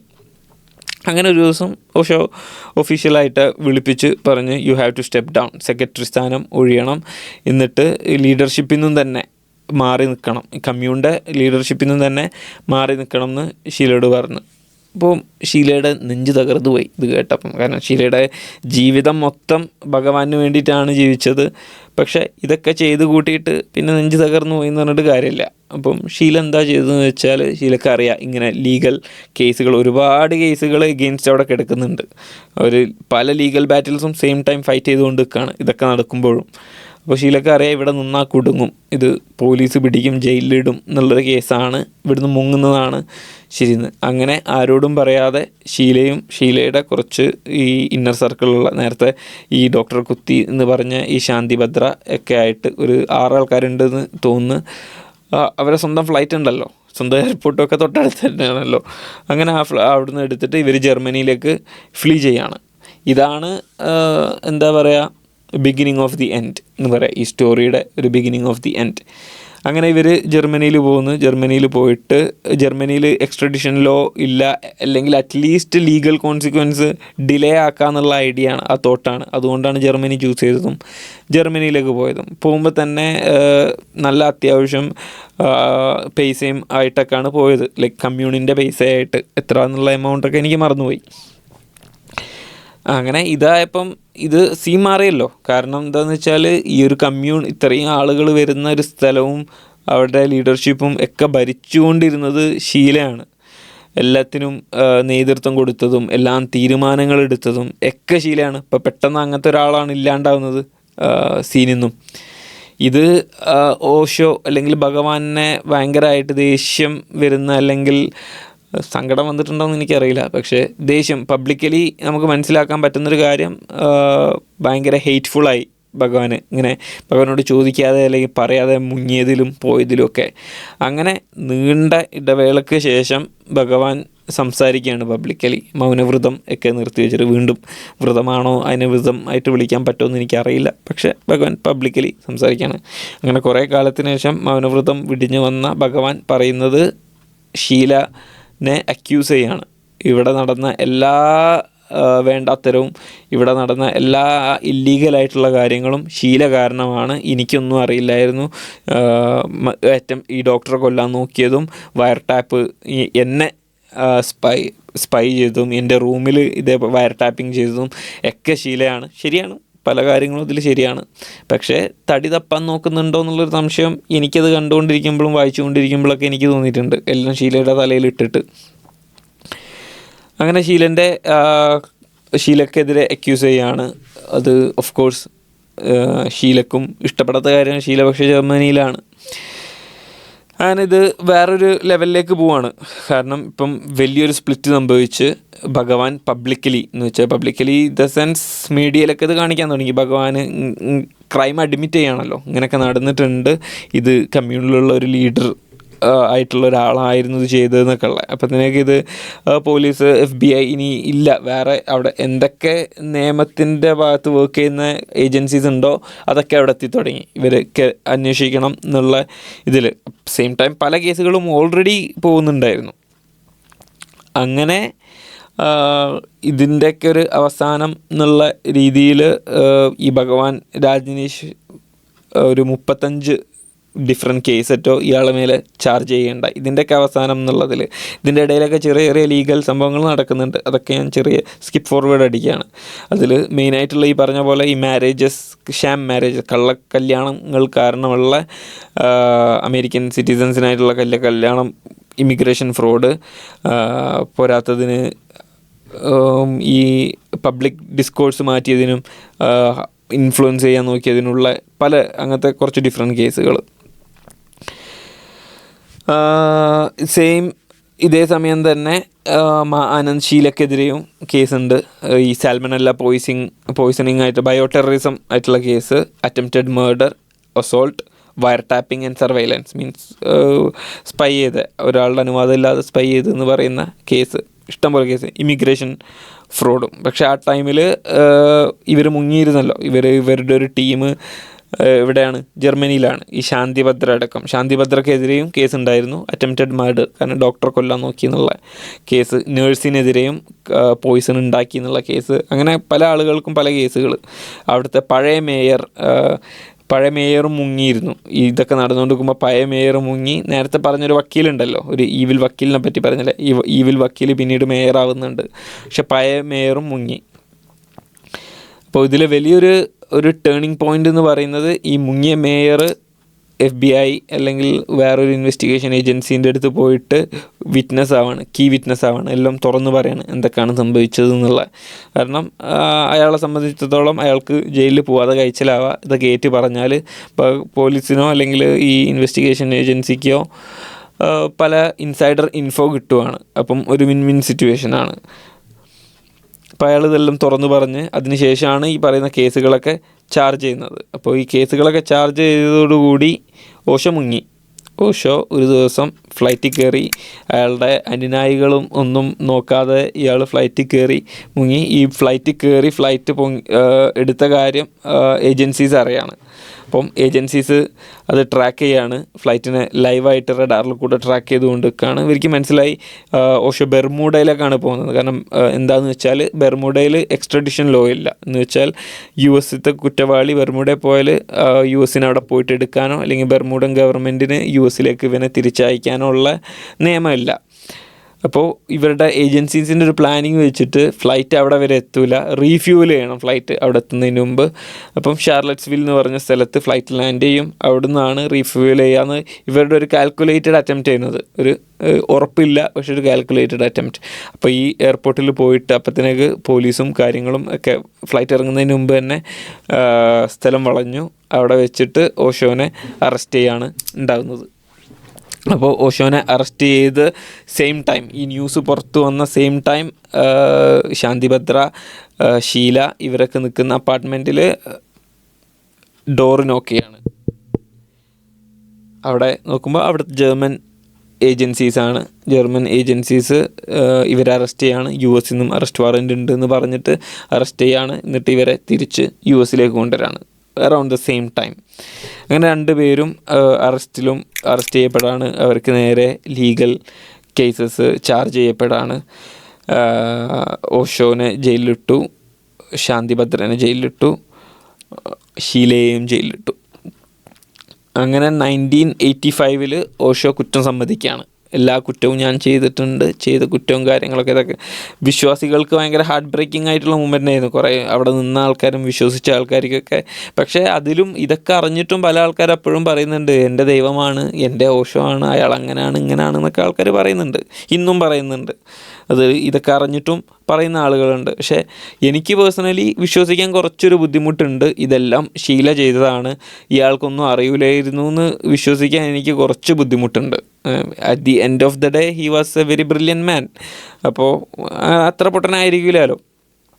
അങ്ങനെ കുറ്റം സമ്മതിക്കുകയാണ് 1985.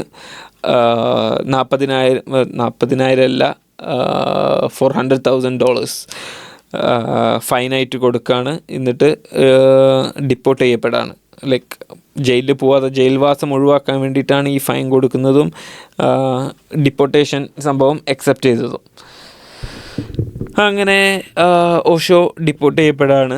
സെയിം ടൈം എല്ലാവരും വിചാരിച്ച ഷീല ഈ കേസിനെതിരെ ഫൈറ്റ് ചെയ്യുന്നതായിരുന്നു വിചാരിച്ചത്. പക്ഷേ ഷീലയും കുറ്റം സമ്മതിക്കുകയാണ്. ഷീല അങ്ങനെ ഒരു 39 മാസം ഏറ്റവും ജയിലിൽ കിടക്കുന്നുണ്ട്. അത് കഴിഞ്ഞതിന് ശേഷം ഫൈൻ അടിച്ചിട്ട് പുറത്തിറങ്ങി ഷീലയും ഡിപ്പോർട്ട് ചെയ്യപ്പെടാൻ ചെയ്യുന്നത്.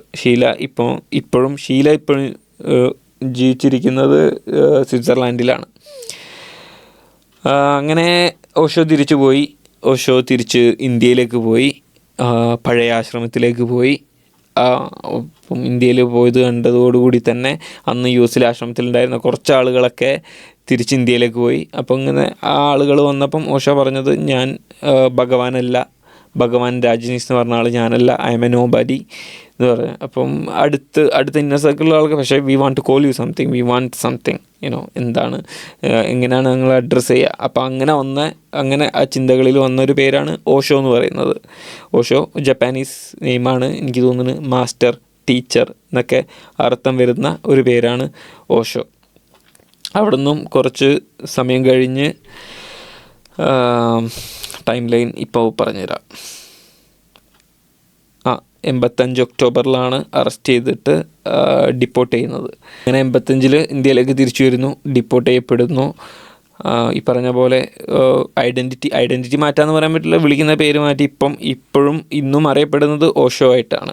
പഴയ പേര് ഭഗവാൻ എന്നുള്ള പേരൊക്കെ ഉപേക്ഷിച്ചിട്ട്.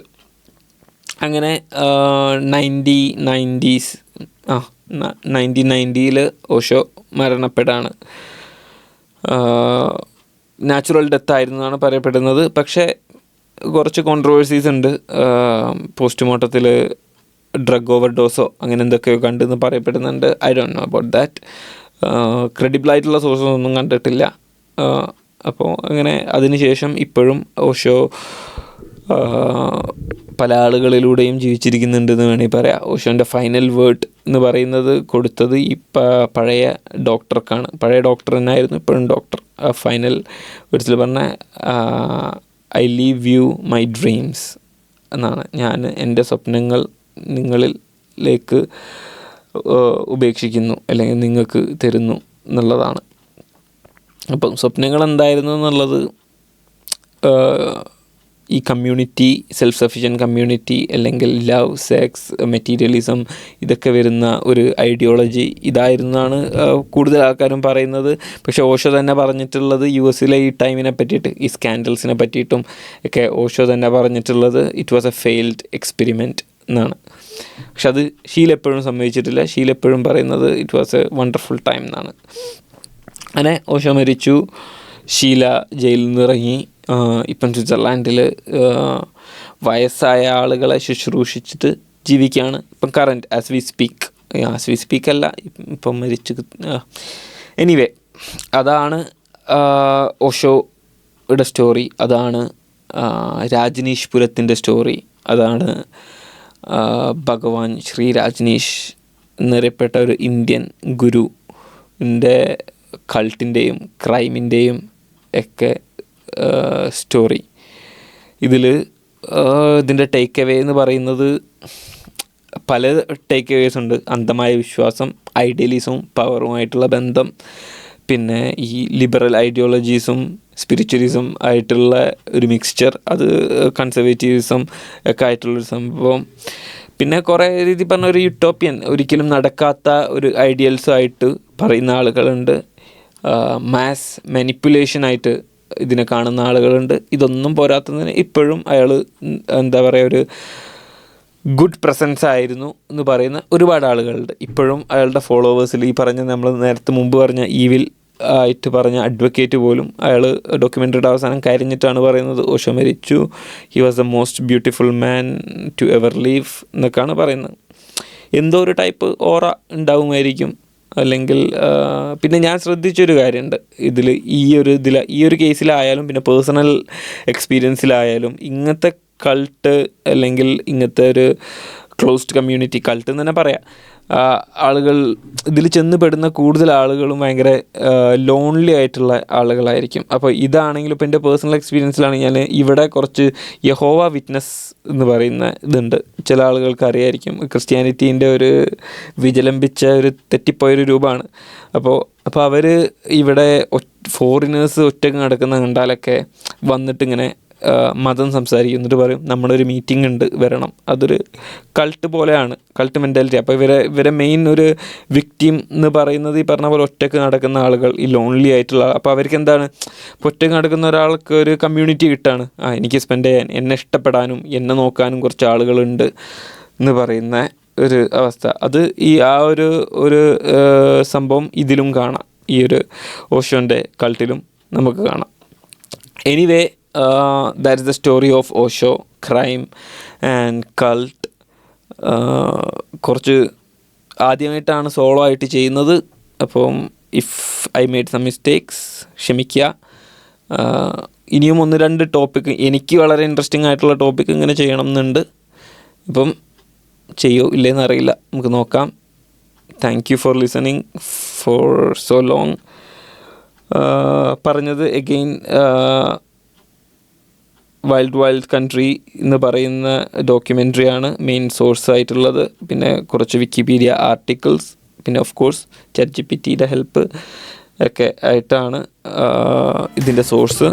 So thank you again for listening. Bye bye.